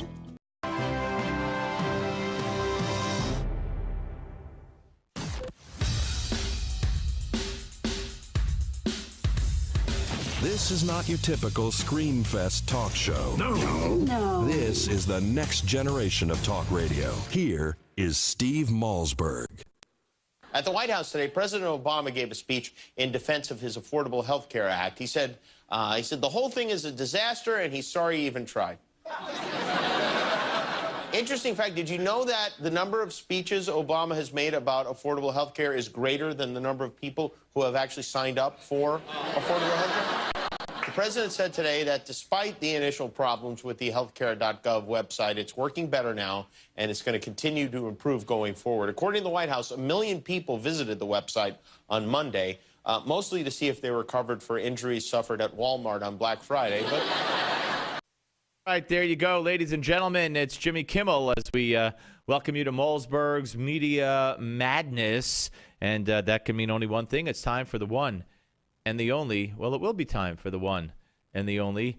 Noel Shepard, Associate Editor of Newsbusters.org. And we'll get to him momentarily.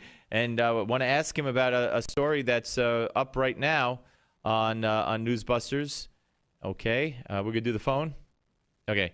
We want to ask him about a story that's up on Newsbusters where Chris Matthews has put both feet in his mouth again. He doesn't care.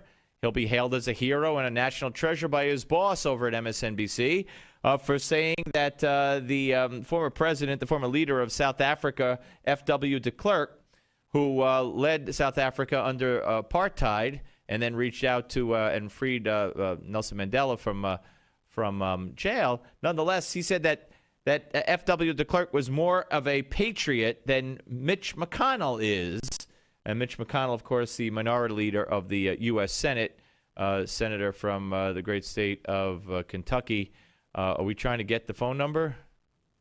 All right. It's modern technology is a wonderful thing, ladies and gentlemen. And we're getting. We're also going to talk to Noel about Sarah Palin responding to the apology by Martin Bashir. Michael Eric Dyson on MSNBC. Wait till you hear what he had to say about millions of men rising to the occasion, or will be, thanks to Obamacare. And we're also going to talk about some remarks made by cartoonist Ted Roll right here on this show. All right, let's go to Noel. Hello, Noel. Hello, Steve. How they say better late than never. So here we go. Here we are. I just told the folks what the lead story on Newsbusters at this point is, and it's once again Chris Matthews claiming that F.W. de Klerk, the former apartheid leader of South Africa, is more of a patriot than Mitch McConnell, the minority leader of the U.S. Senate. What's going on in his head with this one? Well, you never know what's going on in Mitch McConnell's head. In Chris Matthews' head. I mean, this is, as I just wrote, this isn't as awful as what Bashir said about Sarah Palin, but it's really pretty darn disgusting because basically what he's doing here is he's suggesting that prior to the election of Barack Obama, America was an apartheid state. And now, since he's been elected, we no longer are, and that it's basically folks like Mitch McConnell and Republicans and conservatives that were responsible for the apartheid state, which of course doesn't exist, and that since the election they've been trying to thwart Obama's efforts to eliminate apartheid. So this is just, we knew that once Mandela died, the media, as long as Obama was president, the media were going to draw all kinds of bizarre parallels between Obama and Mandela and say all kinds of goofy things to trash conservatives. But this one to me takes the cake. Especially, he's historically inaccurate in what he's saying here. He's kind of suggesting that de Klerk came to his anti-apartheid beliefs after Mandela was elected. No, that's not true. De Klerk comes to power in '89. Now, he was pro-apartheid prior to that point, but the first day he's in office, he gives a speech where he calls for the end of a racist South Africa. He's the one who releases Mandela. He and Mandela win the Nobel Peace Prize together. Yeah. So this wasn't just offensive on Matthews' part. It's also factually inaccurate. Well, and so is his a lot of his book, and the premise of his book with Tip O'Neill and Ronald Reagan going across the street and having a beer together, which they say it really never happened. All right, let's head on to Sarah Palin, and you mentioned Martin Bashir. Martin Bashir resigning from MSNBC, and Sarah Palin responding to that on Fox News, saying, among other things, that it's her job to accept the apology. And then she had this the message to people who might get into politics. Here's cut 23. My role was to accept his apology and be humble enough to, accept it and move on. But I just hope that unprovoked attacks like that don't result in people being hesitant to jump in the arena anyway, to get out there and serve the public or, start a business or really commit themselves to changing within their family, their community, their world, doing whatever that they can, despite the fact that in this world you are going to be hurt and attacks will come your way. I just hope that an attack like that doesn't make people hesitate. Well, I thought that was a very good message to put forth to people out there. But let's also talk about the resignation. It was kind of conspicuous, or he was, by his absence last week and then at the beginning of this week. So I guess it's not all that unexpected. Now, if you had asked me the day or two after it happened and nothing from MSNBC and he was on the air after his apology, I would have said nothing was going to happen. No, and what's interesting here is the way MSNBC allowed him to resign and Griffin's comments afterwards, Griffin being the Phil Griffin, MSNBC, basically saying that he thinks that Bashir is a stand-up guy, is a respectable guy, said something wrong, wishes him well. Neither Griffin nor anyone within MSNBC or NBC has come out and condemned what Bashir said. And that's in itself rather offensive. This is it should have been incumbent upon them not only to punish him and do it much more quickly than they did. I really think that they were expecting the Thanksgiving holiday that this would just all blow over. And I think we talked about that, obviously not last Friday because it was Thanksgiving, but the Friday before, although we spoke the Wednesday before. I think they were really hoping that this would just blow away and that he could keep his job. But there were enough people out there, certainly on the conservative side, but even some more moderate folks like a David Zararick of the Baltimore Sun, coming out and making statements that he needed to go. That I think they finally realized he did. But the way they handled this was so, I don't know, kind of weaselly. Yeah, absolutely, absolutely, and it's kind of what you would expect. But let's move on now to again on MSNBC. We can't get away from it. Another piece you wrote at newsbusters.org, and that is Michael Eric Dyson, one of their contributors on what was the Martin Bashir show, or maybe still is.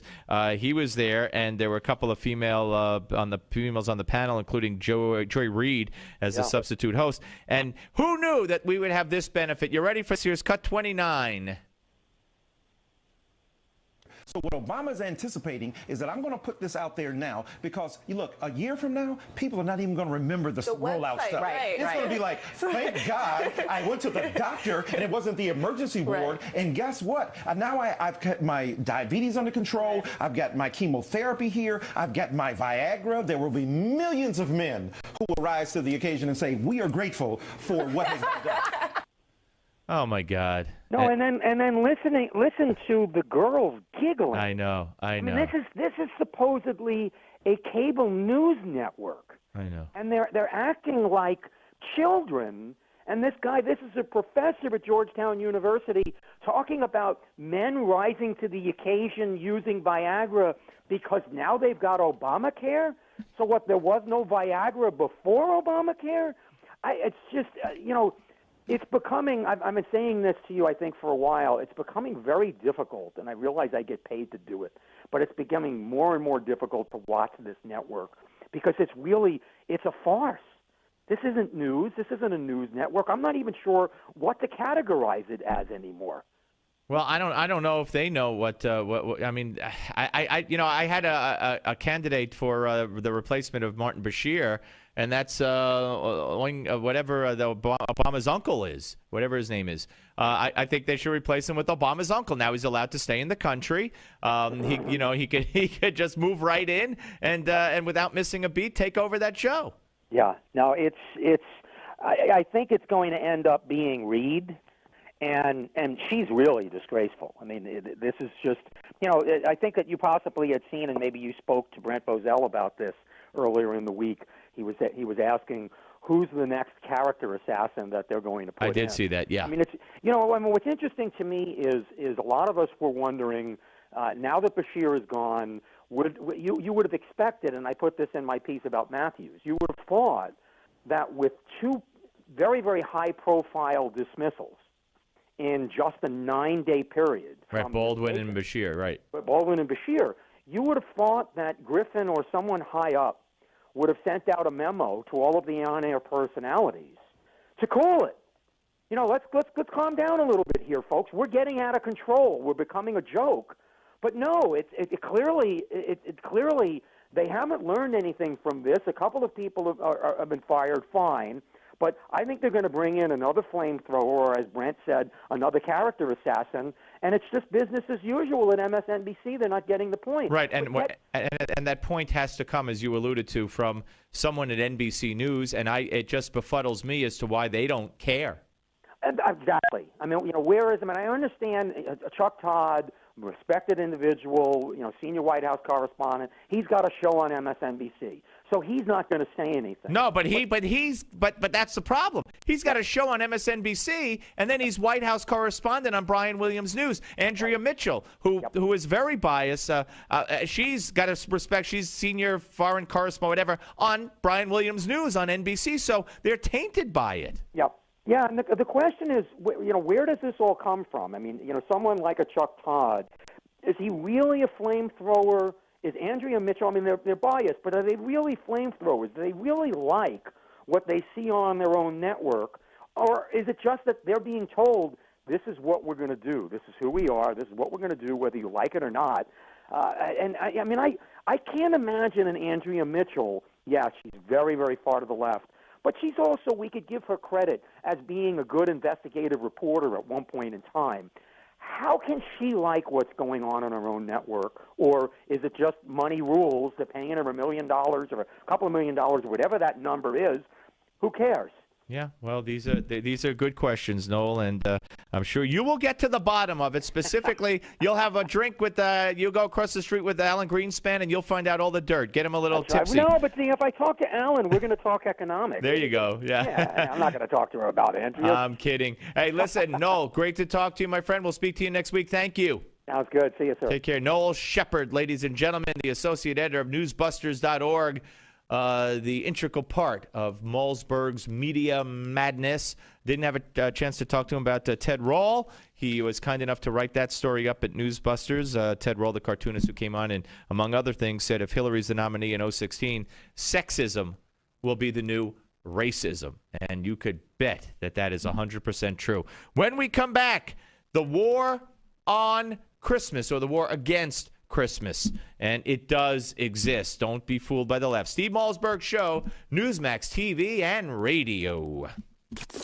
The Steve Malzberg Show.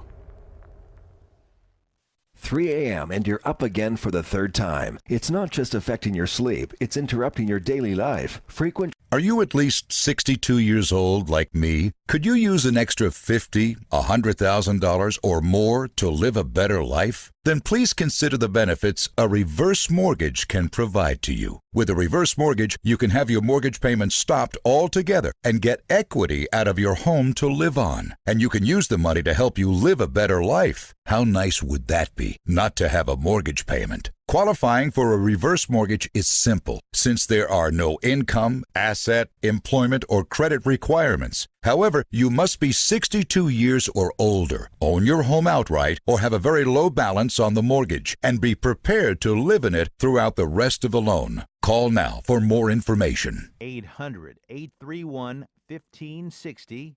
800-831-1560. 800-831-1560. That's 800-831-1560.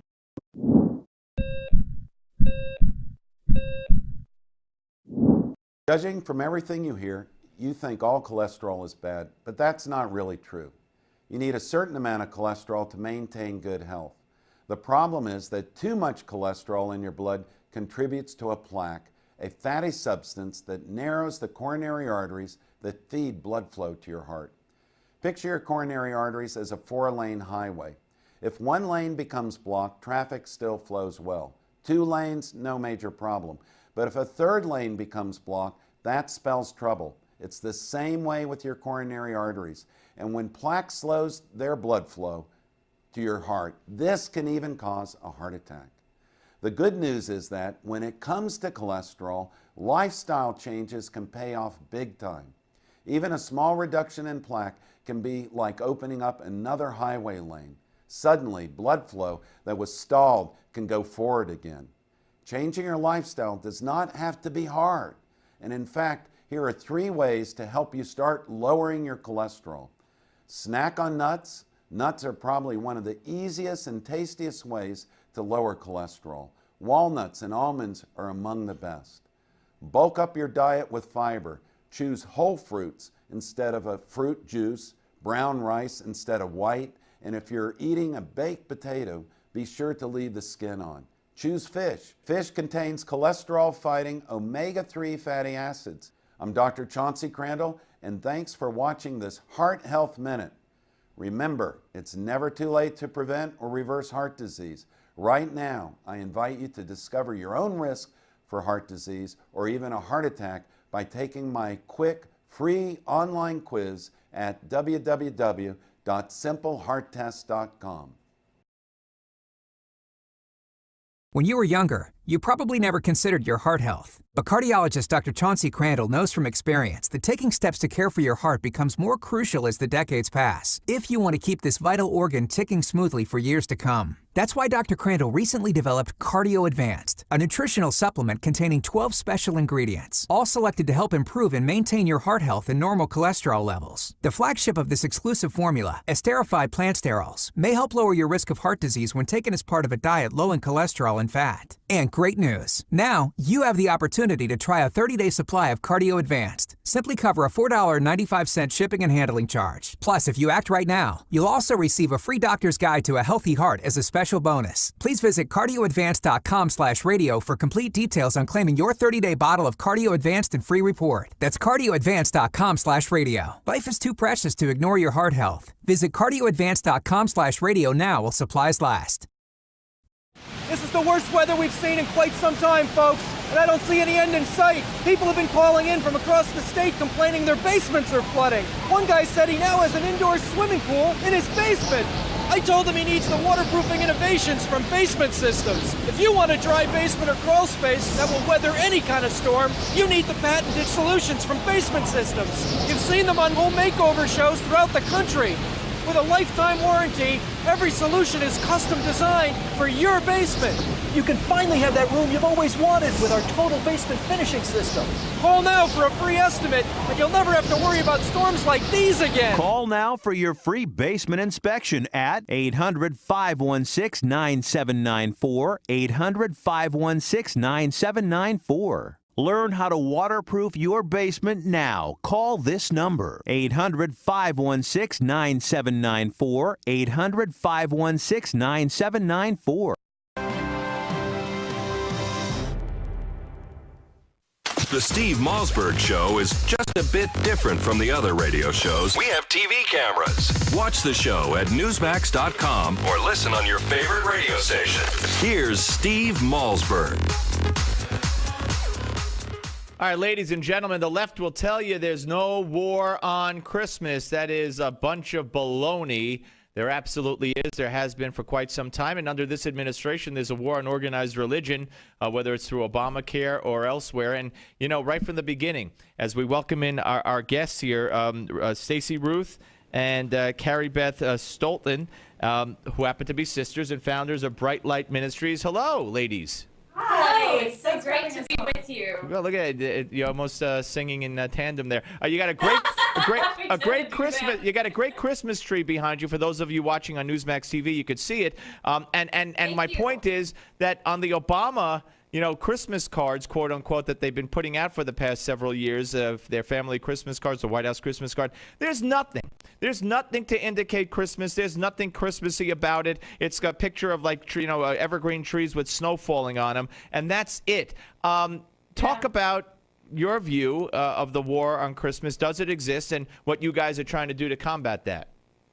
Well, thank you so much. And by the way, I appreciated how you said Christmas tree, because if you've noticed, some folks are calling them the holiday tree. Oh, please, that's ridiculous. Yeah, I know. Much.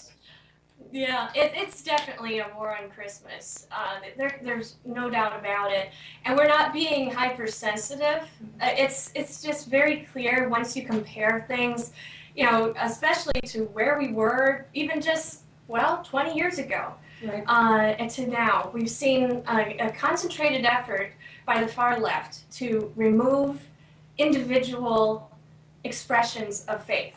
Right. What they're trying to force is, frankly, the religion of secular, humanistic,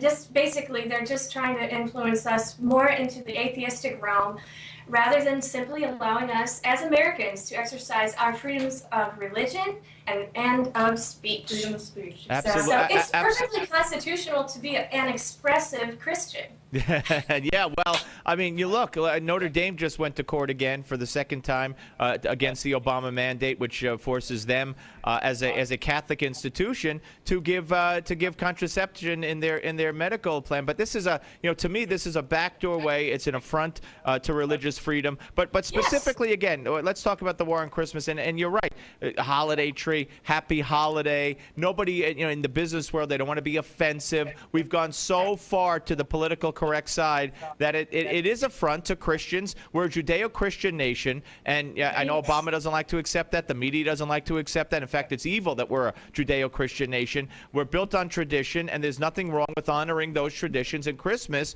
whether you celebrate it or not, I don't. I celebrate Hanukkah, but I say Merry Christmas, and if someone says Merry Christmas to me, I'm not offended.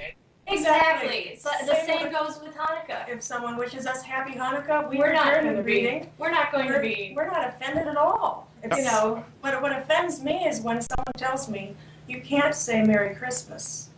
Or if someone would say, well, we don't allow Happy Hanukkah here. That is wrong. Also wrong. And I remember last Christmas, Stacy and I, we were at a public hospital, and we wished the staffers Merry Christmas. Yeah. And one lady pulled us aside and said, I wish I could say Merry Christmas back, but I'm scared I could lose my job. Wow. Now that is a fact. I was there too. And yes. Now that is scary when Mhm. that type of intimidation tactics, when that's being used in America. Absolutely. All right, so talk about your Bright Light Ministries, and I know you guys sing and all that. So tell us what you're trying to do to combat that and make sure that Christmas is celebrated. Thank you so much. Well, for one thing, yes, through our outreach, through our ministry, we've been able to sing and speak boldly in both public forums where normally you don't hear the name of the Lord, and yet we've been able to express our faith, and so we're very excited. We've sung for people ranging from President George W. Bush to Mike Huckabee, Sarah Palin, Rick Santorum. Yeah, it's been amazing, and we're just from small town Iowa, and so God does use people from all kinds of places, and I guess we can be kind of walking proof of that. I want to interject something, Stace. We're excited. We have a new book coming out Yes. later this month called Unite the USA, Discover the ABCs of Patriotism. Yes, and it is perfectly incorrect politically. Well, that's good. Being politically correct is completely taking our country in the incorrect direction. Right. We definitely need to maintain our freedoms and fight for them in very active ways, non-violent. I mean, No, and I'm glad you said that. We don't have enough time to delve into this, but the slaughter of Christians all over the world in the Middle East and in parts of Africa. I mean, and this administration, this media of ours says nothing about it. It's just accepted. And this media of ours makes it an evil. If you're Christian, they bash Christianity. It's accepted to make fun of it, to bash it. So listen, I wish you luck with the book. When the book comes out, we'll have you back. And in the meantime, have yourself both a Merry Christmas and and you too. God bless you. We appreciate you and all you do. And good luck spreading the word of Christmas, and say it to everybody. Say it early and say it often. Merry Christmas, everybody. All right, thank you both. Appreciate it. That's Stacy Ruth and Carrie Beth Stolten. They are recording artists and co-founders of Bright Light Ministries here on the Steve Malzberg Show. When we come back, ladies and gentlemen, we'll be joined by Walter Williams. I'm very excited about that on the Steve Malzberg Show, Newsmax TV and radio. The Steve Malzberg Show. Tired of calls, levies, and liens from the IRS, or hiring others who don't get... Don't complain about your cable bill going up and up and up. Do something about it. Grab a pencil and jot down this special number, 1-855-625-MY-TV. The more cable TV rates go up, the better digital satellite TV looks. So cancel the cable and get more of your favorite channels in 100% digital quality for less money. Call 1-855-625-MY-TV. Right now to sign up for packages starting as low as $19.99, and there's no equipment to buy. You get free HD TV upgrade, a free DVR upgrade, and free professional installation. You control what you watch when you watch it. Record your favorite shows, pause and rewind live TV, even skip the commercials. Watch local channels too. At just $19.99, what are you waiting for? Pull out your major credit or debit card. Call 1-855-625-MY-TV. 1-855-625-MY-TV. Cancel the cable, cut costs, and get more. 1-855-625-MY-TV. 1-855-625-MY-TV. A hot new book by Craig Smith argues that the greenback is now at high risk. Thanks to our spendthrift politicians, Mark Twain said the truth is stranger than fiction. The same is true of the Great Debasement, which began a century ago with the creation of the Federal Reserve and income tax. The result, today's dollar retains just 2 cents of its original buying power. Yes, progressive politicians have engineered the largest wealth confiscation in history, creating in essence a fourth branch of government. Learn what what must be done to preserve your money if the dollar crashes. The good news is Swiss America is offering the Great Debasement, a $20 value free of charge for this special radio offer. 800-818-3967. 800-818-3967. 800-818-3967. Call Swiss America now for a free DVD. 800-818-3967.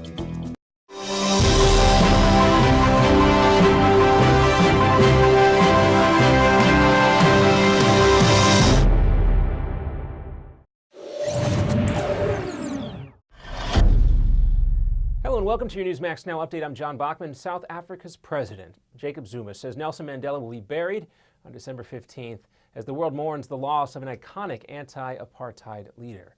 Zuma said Friday that a memorial service for Mandela will be held in Johannesburg at a stadium after the nation completes a mourning process that's going to last for about 10 days. We'll always love Madiba for teaching us that it is possible to overcome hatred and anger. Mandela passed away at 8:50 p.m. Thursday, surrounded by his family. Also, traditional South African leaders will soon gather for a ceremony called the Closing of the Eyes. Mandela's body will lie in state at government buildings in Pretoria starting on December the 11th.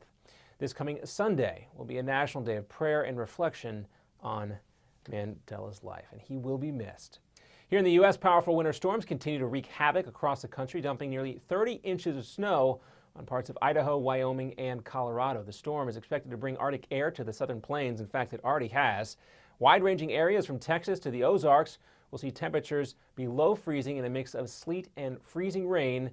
That's going to continue. Now, the storm will dump snow on parts of northern California as well. Utility companies are scrambling now to avoid huge power outages as millions along the storm's path could go dark. An ice storm is absolutely our worst situation. Now, the storm is going to move out through the Ohio Valley and into the southeast, as well as Pennsylvania and western New York. They could see snow before the weekend is over. And by early Monday, the storm will make its way on up into Canada. Good riddance there. An American teacher was shot to death in Benghazi, Libya, while he was jogging on Thursday. Smith was jogging near the compound where U.S. Ambassador Chris Stevens and 3 other Americans were killed by Islamic militants in September 2012. Ronald Thomas Smith, a Texas native, taught chemistry at Benghazi's International School. No one has claimed responsibility for the teacher's murder, but suspicion is likely to fall on Islamic militants that have been active in the city. Smith was one of 4 people killed in Benghazi today. The other 3 were military personnel. So Benghazi, still a hot spot there. Well, the unemployment rate has fallen to a 5-year low, a stronger economic picture than was expected for the month of November. But that data has many speculating that the Federal Reserve will also begin easing its stimulus efforts sooner rather than later. The numbers also suggest that a once anemic economy is finally picking up, but experts are quick to point out those numbers may be inflated due to hundreds of thousands of federal employees returning to work at the government since that shutdown back in October. And coming up next in our Newsmax Now update, more trouble for those whales trapped in the Everglades. We'll take you to the rescue effort next. Plus, a Newsmax exclusive with Andrew Young on Nelson Mandela. In 2013, half of your friends, family, and neighbors may lose their jobs, and you may be forced to watch helplessly as you are robbed of 90% of your life savings, all while your home's value is eradicated. Controversial economist Robert Wiedemer believes we will soon stare down a secret crisis that will rival the Great Depression. It was Wiedemer's 2005 book, America's Bubble Economy, that warned of coming meltdowns in our housing and stock markets.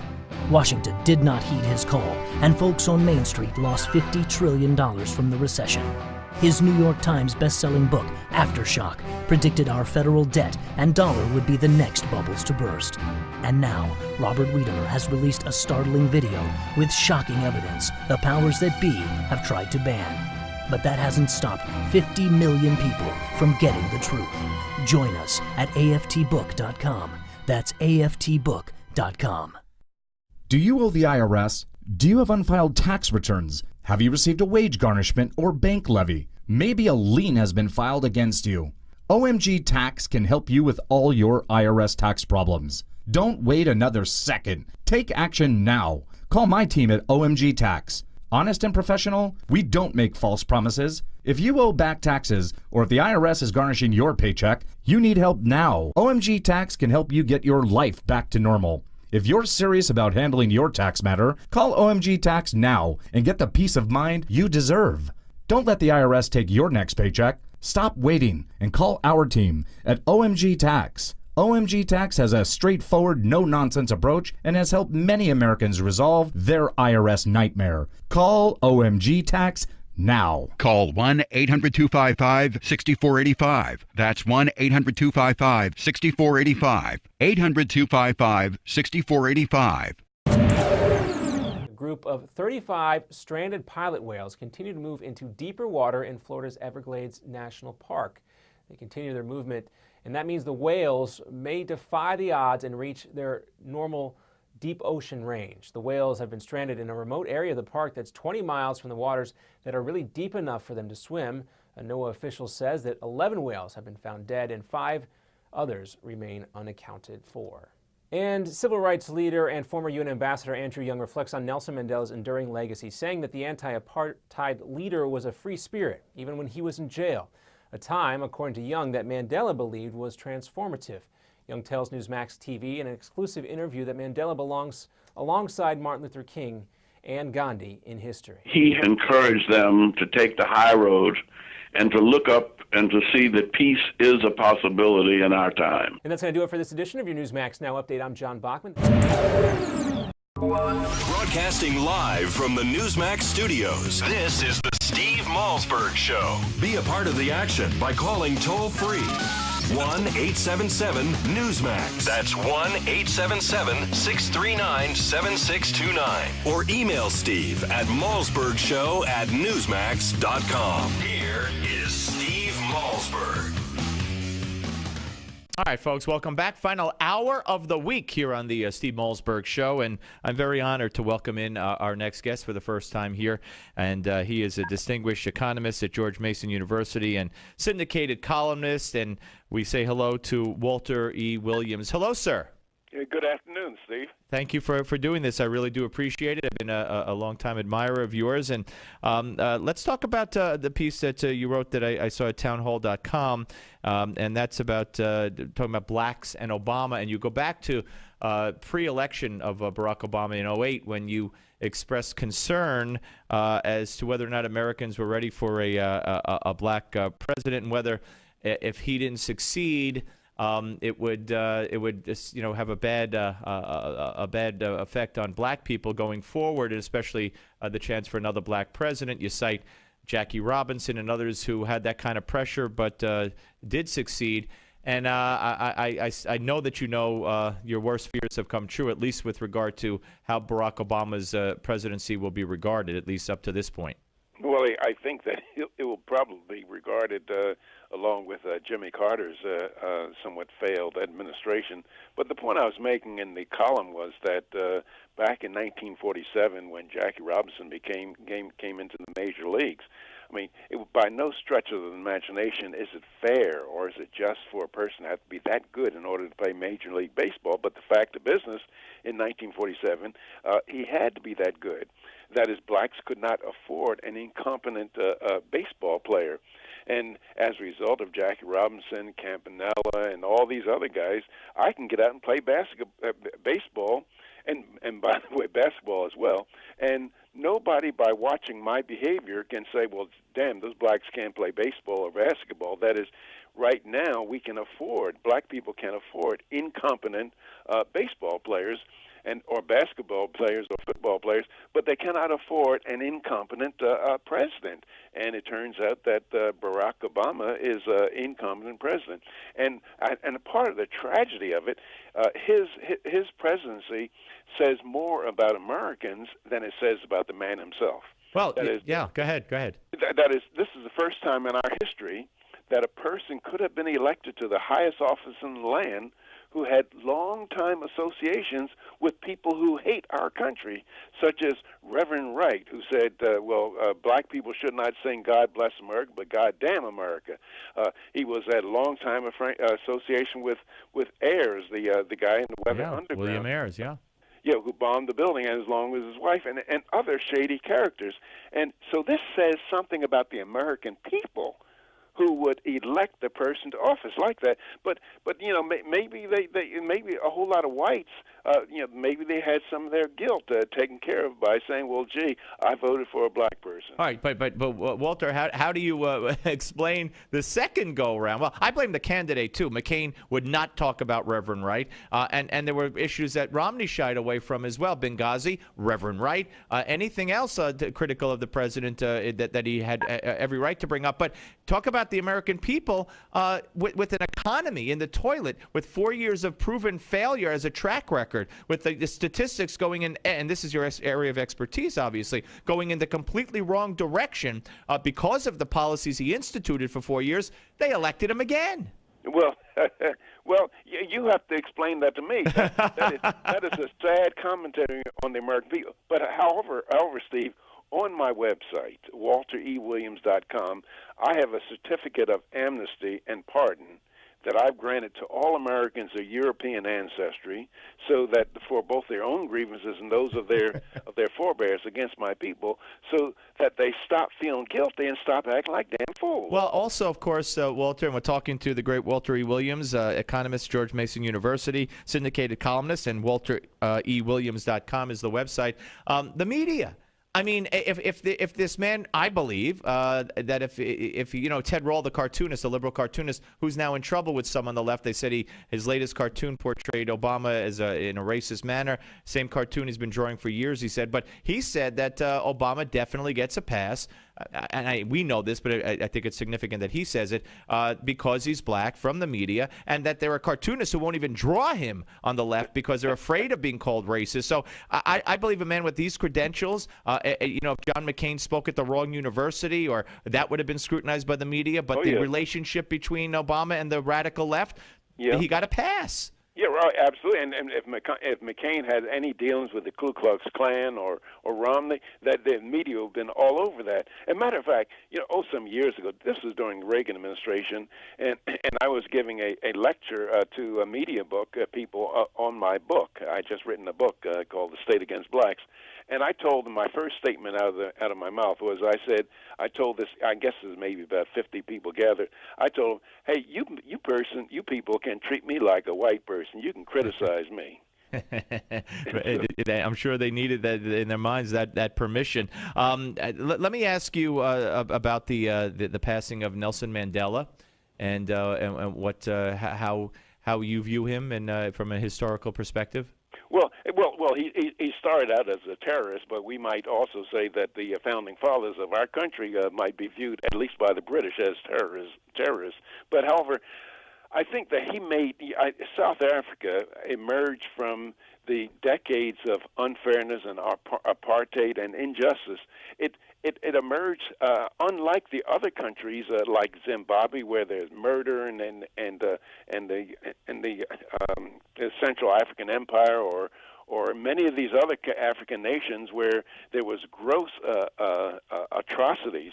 And that was not true in South Africa. And I think that you have to chalk it up to a man like Nelson Mandela, who had a very forgiving spirit, and he had a great understanding.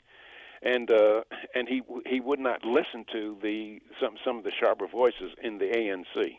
Yeah, no, absolutely, and it's the forgiveness that is really amazing, and it speaks to who the man was, and it's very much like Martin Luther King in our country. Which is exactly what I said to Alveda King about an hour ago. I said that part of his life, when he got out of prison, when he forgave instead of looked for revenge, and when he left the presidency after one term, 5 years, instead of coalescing power and ruling like a Castro, I said I think of what your uncle would have done.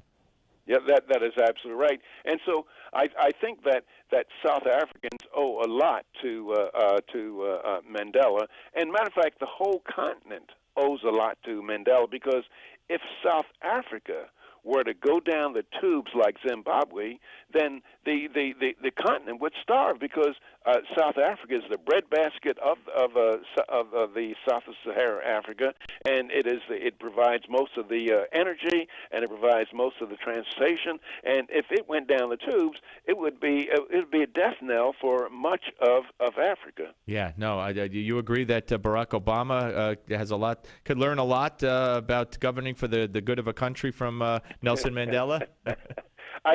He's beyond learning. I mean, he has another agenda. And personally, I don't think Obama is his own man. I mean, I believe that he is a puppet of George Soros. Okay. Yeah. Well, that's certainly a theory that makes a lot of sense. Absolutely. Listen, Professor, I hope you'll come back. It's a great pleasure to talk to you, and I hope you'll visit us again. It was good talking to you, Steve. Thank you. Merry Christmas to you. Okay, Walter Williams, ladies and gentlemen, Walter E. Williams, and check him out at walterewilliams.com. I feel it's almost beneath when I say check him out. I mean, Walter Williams is a legend, and you should read his writings. And he's not afraid to say, of course, the left would have a name for him, or two or three. You all know what those names would be, because the left finds it perfectly acceptable to be racist against conservative blacks and Hispanics and women. But we're beyond that, and we know what that is all about.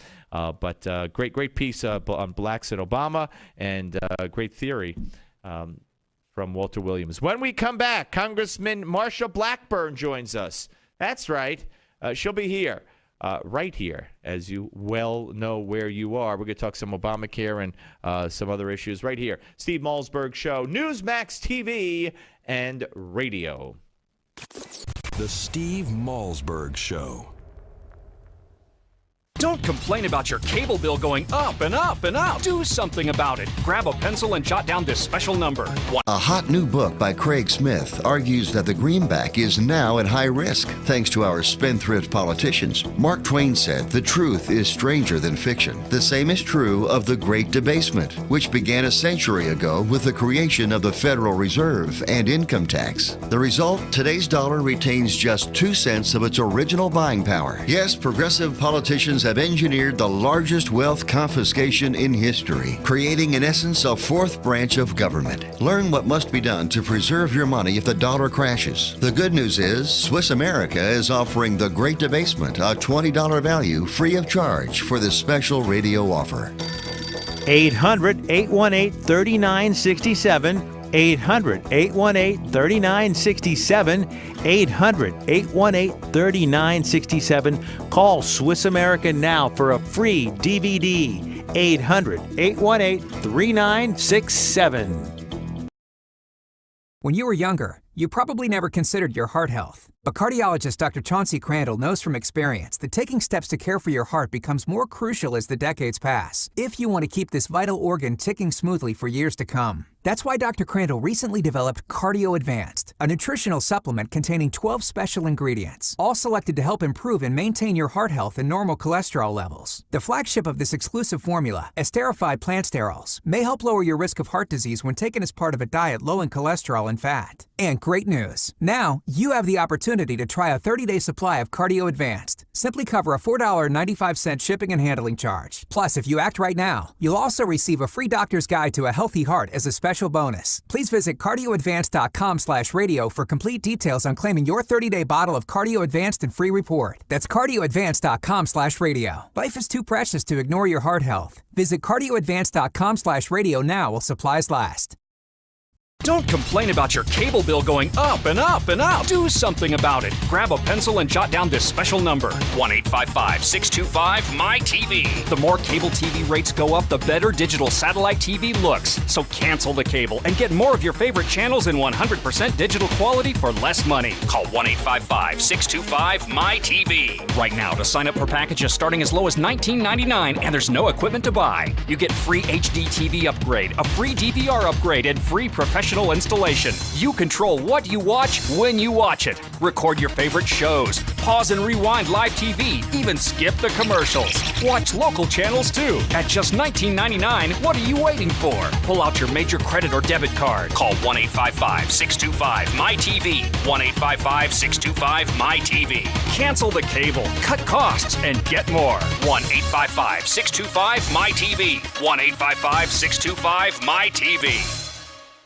Tired of calls, levies, and liens from the IRS or hiring others who don't get the job done? Call Wall & Associates and you'll never talk to the IRS again. The IRS has a program to eliminate tax debt, and Wall & Associates professionals are trained to maximize its benefits for you. You always speak with a live person with real support and real knowledge. We've helped thousands of taxpayers like you settle their tax debt with the IRS for a fraction of what they owe. We solve tax problems. Call Wall & Associates now. 800-574-6029. We have the professionals who know how to solve tax problems. If you owe money to the IRS, your tax problems are not going away by themselves, and the passage of time will only make matters worse. Act now, before it's too late. Call Wall & Associates right now to speak to a professional tax relief agent. Call 800-574-6029. That's 800-574-6029. Again, 800-574-6029.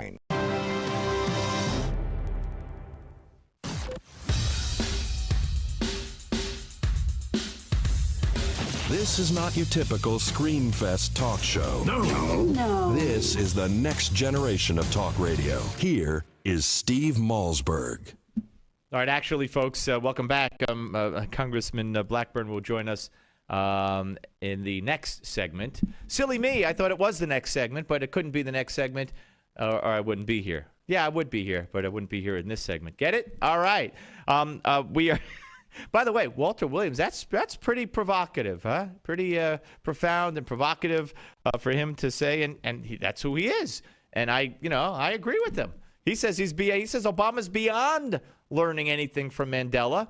Obama, he said, is not, now this is he's not his own man. He's controlled by George Soros. So I find that to be very, very fascinating. And I can't wait till the next time Walter E. Williams graces us with his presence here on the Steve Malzberg Show. Now, by the way, you know how projects, buildings, whatever, Keystone Pipeline, for instance, you know that these things are often held up by environmentalists and nut jobs because a certain species of worm might be affected, or even a certain species of bacteria. I mean, you've heard it all, right? Okay, you've heard it all. So how about, ladies and gentlemen, how about the golden and bald eagles in this country? The golden eagle and the bald eagles of this country. Well, Barack Obama and his administration is about to approve a rule that will ensure the death of golden and bald eagles for the next 30 years, because they're not worms after all. You know, they're not a species of a minute piece of fish, and they're not some kind of bacteria that might be upset. So they're only bald eagles. They're only the symbol of the nation, and they're only golden eagles. This is outrageous. It's obscene. And how is this going to take place? Why is this happening? Hundreds of thousands of birds die each year flying into, you know it, the turbines, the turbine blades atop the soaring towers that compose wind farms. Wind farms. Now, this rule will give wind farms 30-year permits. 30-year permits for the, quote, non-purposeful take of eagles. That is where the take is associated with, but not the purpose of, the activity. The take of eagles is also a euphemism for the slaughter of eagles. In other words, it'll be okay if eagles fly into these blades and get killed, as long as they're not set up as eagle traps officially. You know what I mean? They're set up as wind turbines on wind farms to make electricity. So as long as that's the purpose of them, it doesn't matter if these eagles get slaughtered getting caught up in those blades. Now, where are the environmentalists? Where's PETA? Where's common decency of people? Oh, well, we can't upset the wind, the new electricity, the new fuel, wind. Yeah, wind, and the birds and the eagles die. That's fine though. But you can't have Keystone because and you can't have this project or that project or take water from here or whatever because a worm might die. I'm all about consistency. You want to be consistent? Be consistent. That's according to our friends at Breitbart. The wind farms fulfill Obama's ambitious pursuit of developing renewable energy sources. Unfortunately, some bird species being destroyed by the turbines are not renewable. And wildlife groups are advocating shorter leases and insist that a 30-year free pass for eagle taking is too long. Really? Oh, that's very nice of them. Eagle taking. Isn't that great? Eagle taking. You know what they're going to call it when they don't give a heart bypass to an 80-year-old man or woman who needs it? Maybe let's see, eagle taking. How about we call it senior? Well, senior denying might be too severe. Senior taking, might be too severe. Senior enabling. I like that. Senior enabling. We're enabling the senior who is being denied the transplant, denied the bypass, denied the hip replacement, denied the medicine or the device that they need or the surgery they need to live. We're enabling them to go on to the next phase, the next place, end this life and start the next. Yes, it'll be the Obama enabling, the Affordable Care Act enabling board. That's right, where we enable seniors to move on. Isn't that wonderful? Just like the Eagles taking permit. Yes, for 30 years you may take eagles. You may slaughter them with the blades of your wind farms. But they call it taking. It's so wonderful. I tell you, Barack Obama, how could you not just love him? I had some stuff here I was going to do, but I got carried away. ABC, maybe in the next segment after Congressman Blackburn. Well, we could play this real quick. This is cut 22. ABC warning in a report that your employer might be pro-life. You better find that out before you go to work for him or her. Here's cut 22. Winning in the Supreme Court would mean any business claiming to be religious would be exempt from a fundamental principle of Obamacare: birth control at no cost for most women. The women who are employed by these companies are legally entitled to no-cost, FDA-approved contraception coverage, and the employers are trying to take that away from them based on their own religious views. Making your boss's faith a question to ask in future job interviews. Jim Avila, ABC News, the Supreme Court. I left that in at the end because I wanted you to know who said it. Jim Avila, ABC News. So, folks, if you're going for a job, hey, you women, that's what they're talking about. And you're going for a job. Might be a pretty good job. But if they're not going to pay the cost of your birth control pills in your health plan, well, you might want to reconsider and go somewhere else.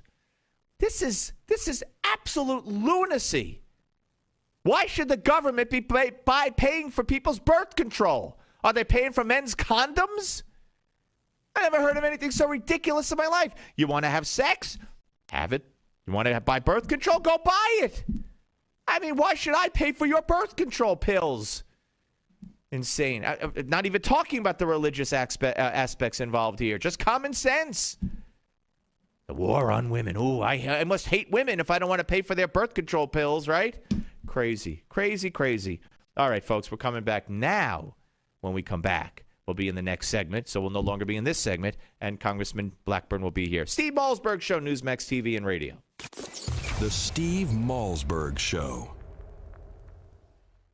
Do you owe the IRS? Do you have unfiled tax returns? Have you received a wage garnishment or bank levy? Maybe a lien has been filed against you.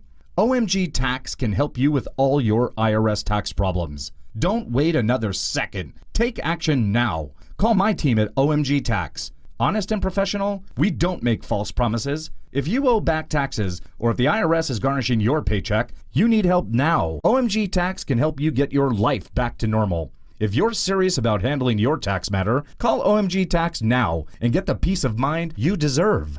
Don't let the IRS take your next paycheck. Stop waiting and call our team at OMG Tax. OMG Tax has a straightforward, no-nonsense approach and has helped many Americans resolve their IRS nightmare. Call OMG Tax now. Call 1-800-255-6485. That's 1-800-255-6485. 800-255-6485. Meet John and Nancy.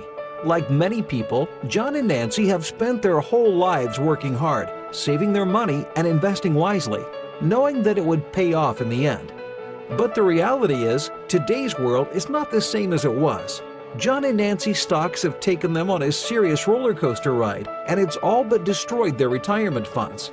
Their house is not even close to being worth what they paid, and to boot, their middle-class paychecks no longer cover their costs. All that hard work and smart investing has gotten them nowhere. In fact, they are no longer thinking about when they will retire, they're wondering if they'll retire. Then one day, John and Nancy heard about a man named Tom Hutchison, a veteran of Wall Street for over 2 decades. Tom noticed that the wealthy invested differently than normal people, and their methods seemed to be a secret they didn't want to share. So Tom left his job, compiled the strategies, and published them in the controversial book, Powerful Secrets to Achieve Superior Returns. John and Nancy immediately picked up a copy, began investing, and never looked back. Thanks to Powerful Secrets, John and Nancy now have investments that pay up to 20% a year.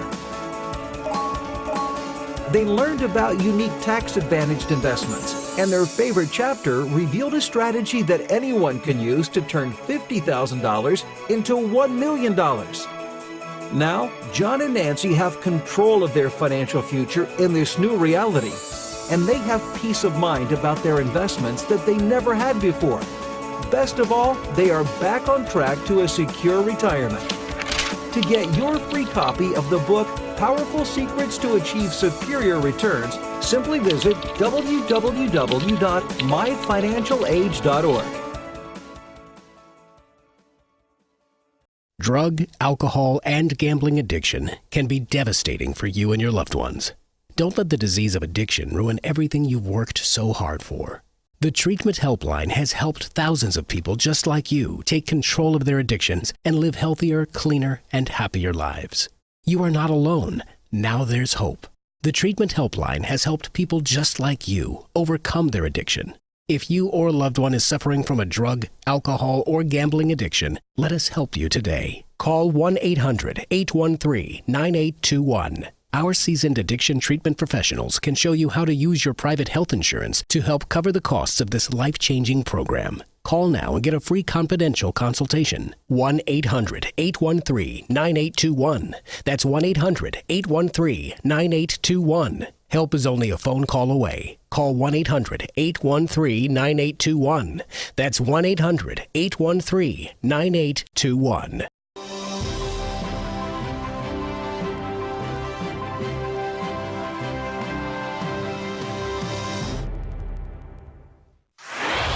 Microphones hot. Satellite link established. Studio lights illuminated. Cameras rolling. Audio and video encoders firing ones and zeros. Internet stream. Streaming. The most technology advanced radio show is on the air. Here's the captain of this enterprise, Steve Malzberg.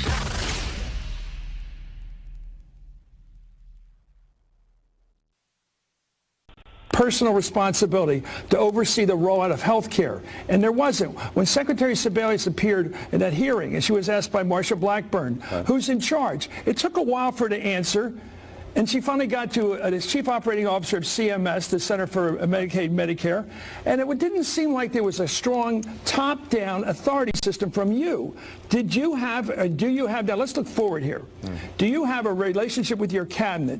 Did you have a system of cracking the whip, that they follow through, they execute as you envision they should? Or do you work through a COO like by Mr. McDonough? What is your system for management? Yeah, well, first of all, I think it's important to distinguish between this particular project, this healthcare project, where it is obvious that we needed additional controls. All right. Yeah, there you go. Otherwise, he's a fantastic manager. Welcome back to the Steve Malzberg Show, ladies and gentlemen. Joining us now is the woman whose ears must have been ringing when Chris Matthews mentioned her name in that interview with the president, and that is, of course, Congressman Marsha Blackburn. Hello, Vice Chair, I should say, of the House Energy and Commerce Committee. Hello, Congressman. How are you? I'm well. I am well. So you hadn't heard that. What do you think of the question and of his answer? Well, a couple of things. It's the question that everybody is asking: who's in charge, and who is responsible for this? And of course, the Secretary's response, once she finally got around to it and had named Michelle Snyder at CMS as being responsible, then she said, no, I'm responsible for this debacle. The point is this. They try to do things by committee. They do not understand that you lead people, you manage assets, and you use those assets. Individuals use those assets to work toward success. They have completely mismanaged what was an ill-thought idea, and it's worse than anybody would ever have dreamed humanly possible.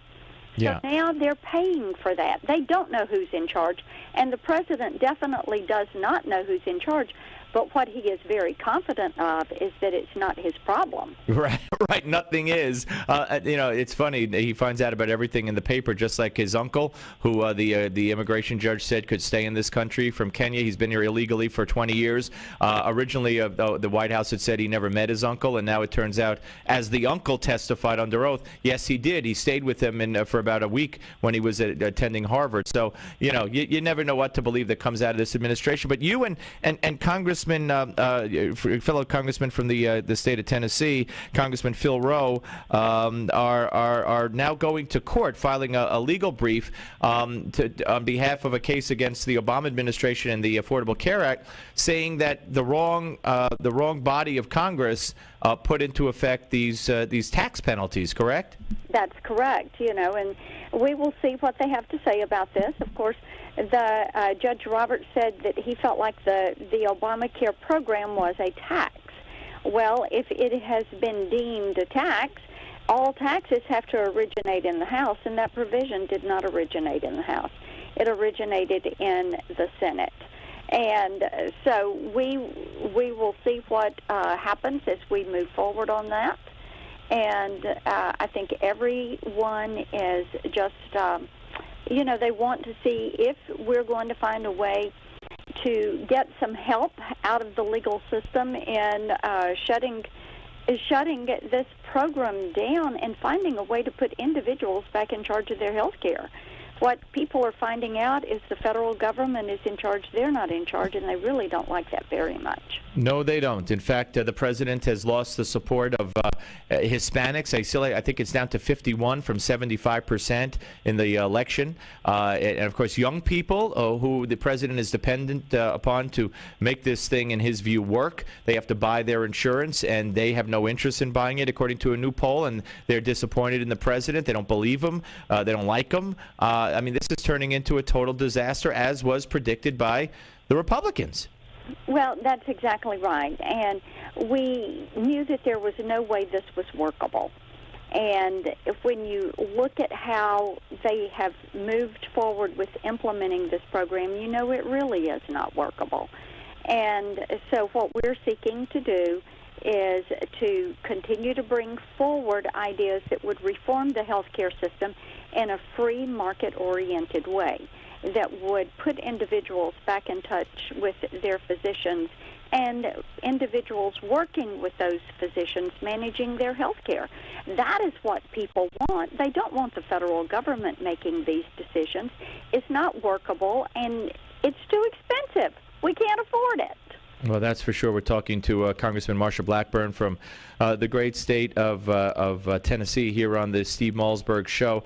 I don't know if you got a chance to hear any of the interview with Chris Matthews, but when the president was asked about management, one of the other things he said was, for instance, the IRS, he says, when a couple of people in Cincinnati want to scrutinize and make sure that a law which is written very vaguely. So in other words, he went right back I expected him to blame Benghazi on the video again. He went right back and this initial explanation, which obviously has been proven to be false and insufficient and ridiculous. He went back to blaming a few, rogue agents from the IRS in the Cincinnati office. I mean, it's just incredible. Yeah, it is incredible. It's like they have their story, they program their story, and then they don't deviate from their story. It doesn't matter if it's true or not. It's their story, their version, and they are not open-minded, and they are definitely not focused on what is going to be best for the American people. All right, let me ask you a couple more questions here, and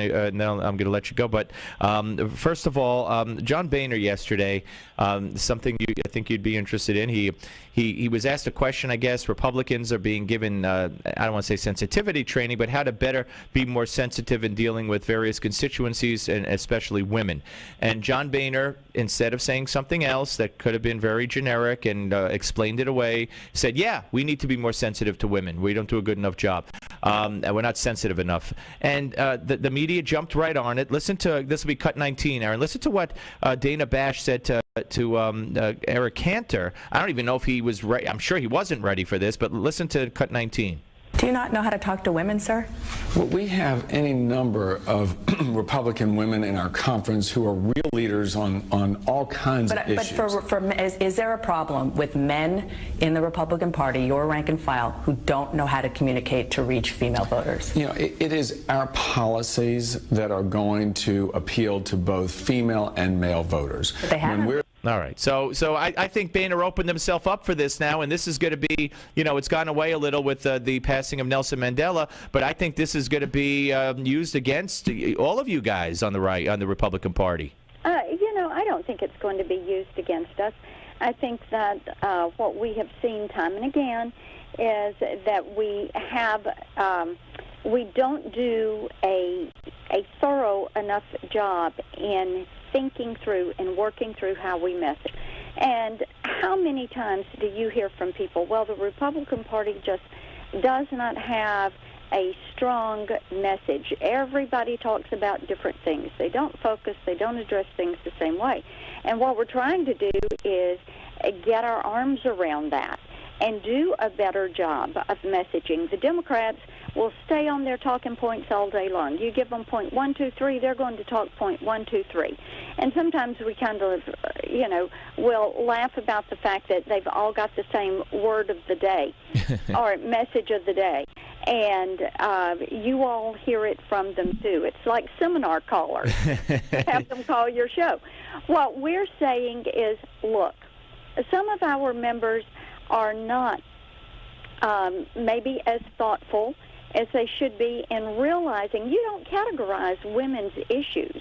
Women are concerned about every issue, and there is a female perspective to every issue out there. Jobs, the economy, health care are the top 3 issues. Right.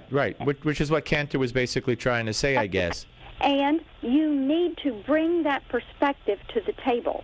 It is unfortunate for the Republican Party that we only have 19 women in the House, and we only have 1 female that holds a gavel, and that is unfortunate. And what we are seeking to do, and I think that the speaker is right, it's not really sensitivity training, it's awareness training, and it is education training to think of how you approach a female point of view and a male point of view of every issue. It's not that dissimilar to what you have seen happen in corporation after corporation around this country, where they have looked for female board members, where they do targeted focus marketing on how women react to different... Congressman, I don't have any problem with that. I just think, look, Mitt Romney, in making a point to what you're saying, something that should have been applauded by the left, said, I was looking to hire women for that position, so I asked for a folder full of women, and he caught bloody you-know-what for that, because anything that Republicans say will be turned and twisted. So my problem was with the language, and Boehner saying, yeah, we're not sensitive enough to women. I just think he opens it up. I agree with that. Yeah. Well, there again, it just goes, the need to understand, it is bringing the female perspective to the table, right, because women are the majority of the voters. They are the majority of the wage earners in this country, and our party has been slow to elevate women to positions of leadership, and it's time for them to change. Let me ask you, do you think that she was disrespectful, Dana Bash, in saying, do you not know how to talk to women, sir? I mean, that sounded bizarre to me.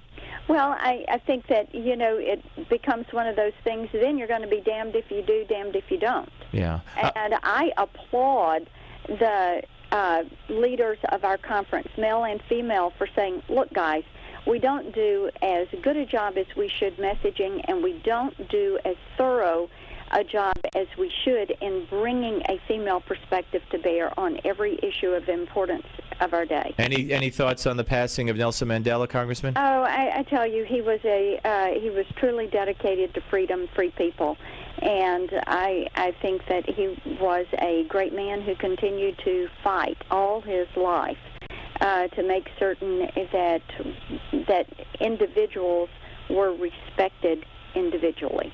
All right, fair enough. Congressman, I appreciate it. If we don't speak before the holidays, have a Merry Christmas. We'll speak to you again next year. Thank you for all you do for us. Appreciate it. Thank you. Bye-bye. Take care. Congressman Marsha Blackburn, Vice Chair of the House Energy and Commerce Committee, here on the Steve Malzberg Show, ladies and gentlemen. We have one final segment left in the week, the hour, the show, the week, because it is Friday, for crying out loud. When we come back, President Obama said something in his interview with Barbara Walters, I believe, and talking about insinuating how rough Michelle had it growing up or something like that. I hope I have the right cut, because I do remember he talked about how poor they were. And once again, this kind of flies in the face of the truth, or at least what has been previously stated by Michelle Obama herself, Michelle's father, Michelle's mother. So, you know, we're going to get to that because when it's habitual, it's habitual. And when it's habitual and it's the President of the United States and he lies like he breathes, you got to point it out. We'll do that because that's the kind of people we are. Here on the Steve Malzberg Show, I can't believe it's Friday, but it is, right here on Newsmax TV and, of course, radio. Don't go away.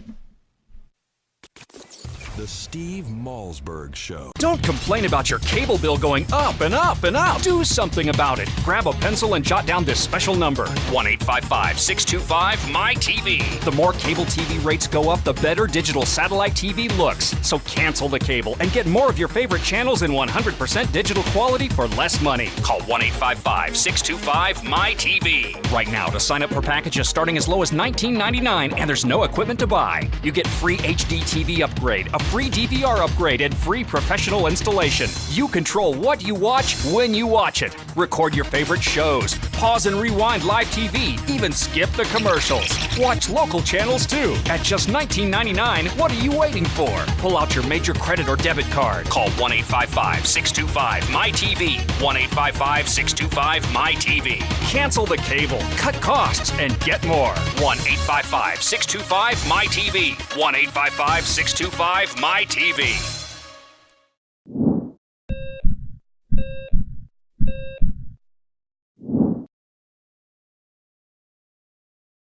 Heart disease is the biggest killer disease in America, and this doesn't surprise me. We are addicted to starches, sugars, fatty meats, and salt.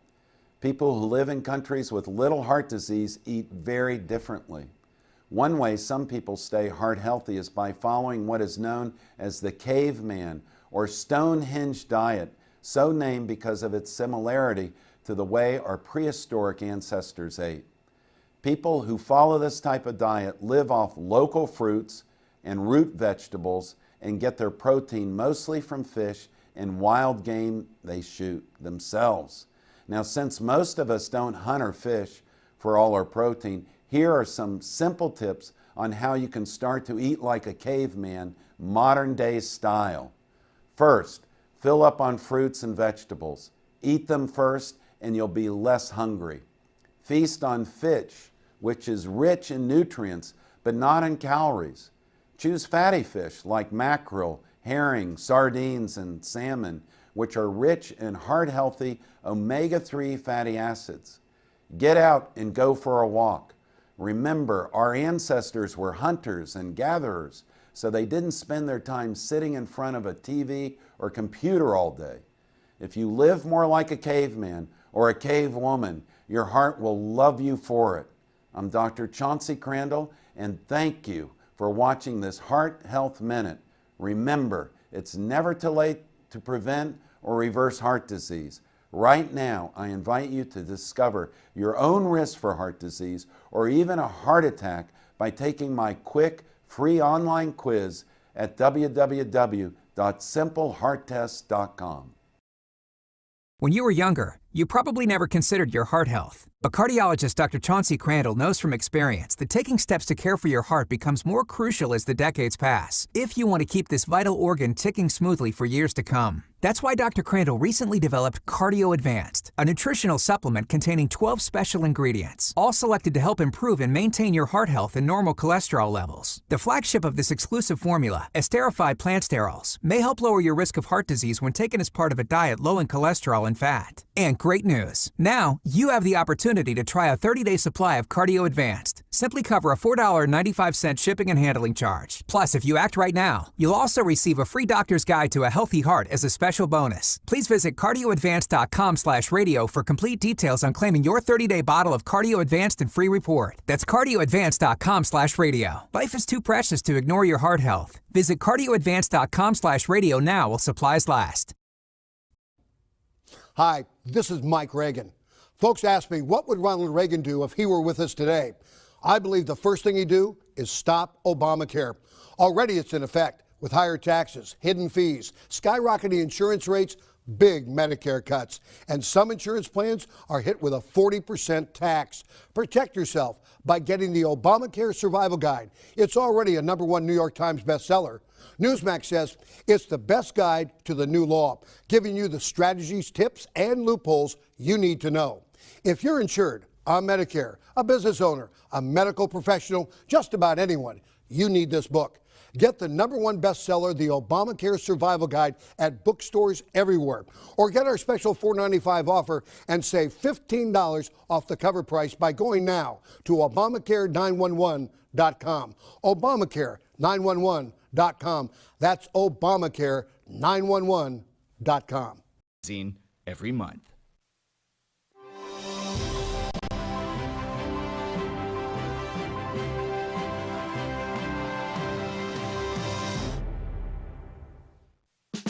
Get off the sidelines and be a part of the show. Call Steve toll-free at 1-877-NEWSMAX. That's 1-877-639-7629. Here is Steve Malzberg. Yes, indeed, ladies and gentlemen, final segment of the week. And as promised, as we summed up and finished up the interview with the Congresswoman, I mentioned I want to hear cut 3. And make sure this is the right cut. I have not heard it yet. Let's play cut 3, shall we?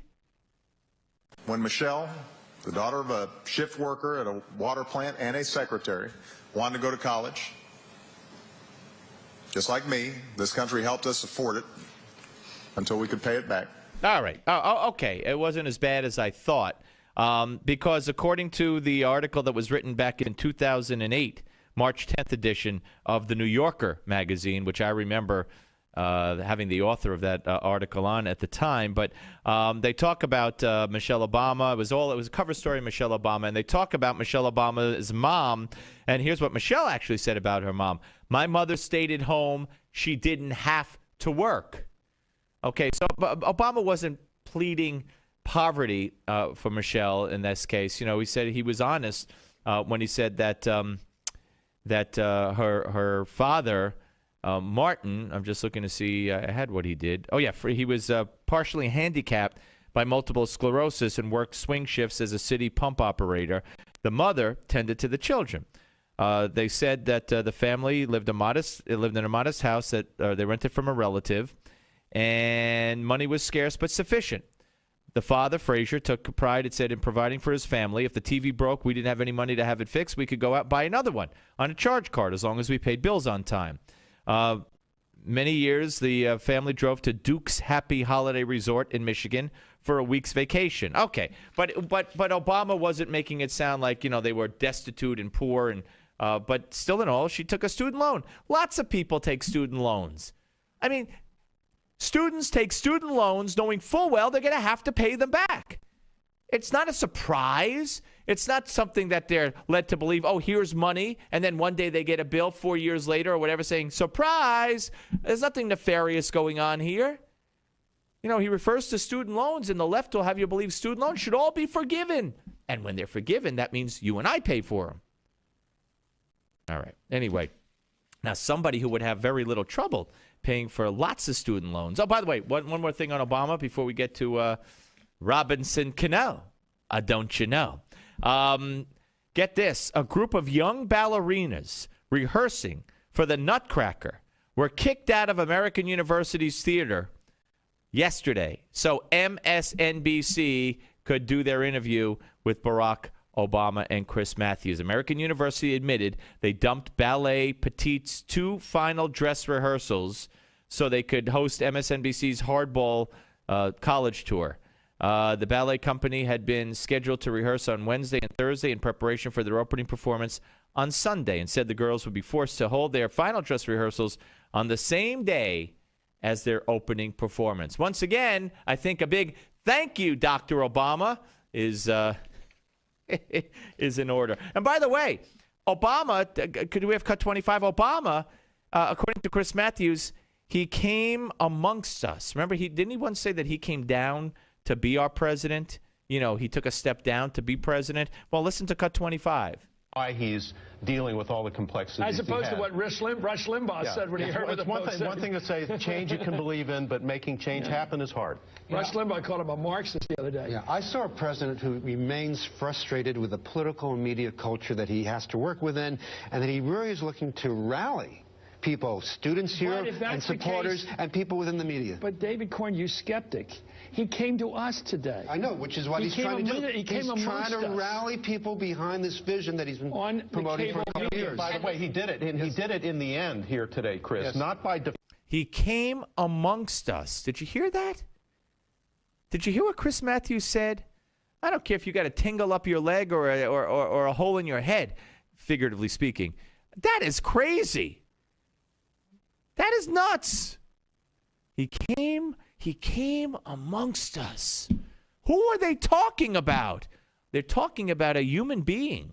When I said hole in the head, I wasn't meaning like Chris Matthews said about Rush Limbaugh, that one day we're going to see someone blow a hole in Rush's head and we're all going to see it. That was outrageous. When I said Chris Matthews, whether you're going to tingle up your leg or have a hole in your head, I meant a screw loose. What, do you got a hole in your head? You never heard of that? Well, that's what I meant. So Media Matters, calm down. I'm not Chris Matthews. I don't predict that people will get shot in the head like he did for Rush. Anyway, Robinson Cano, don't you know, has reportedly agreed to a 10-year, $240 million deal with not the Yankees to remain a Yankee, not the Dodgers, not, who else were they saying, the National? No, the Seattle Mariners.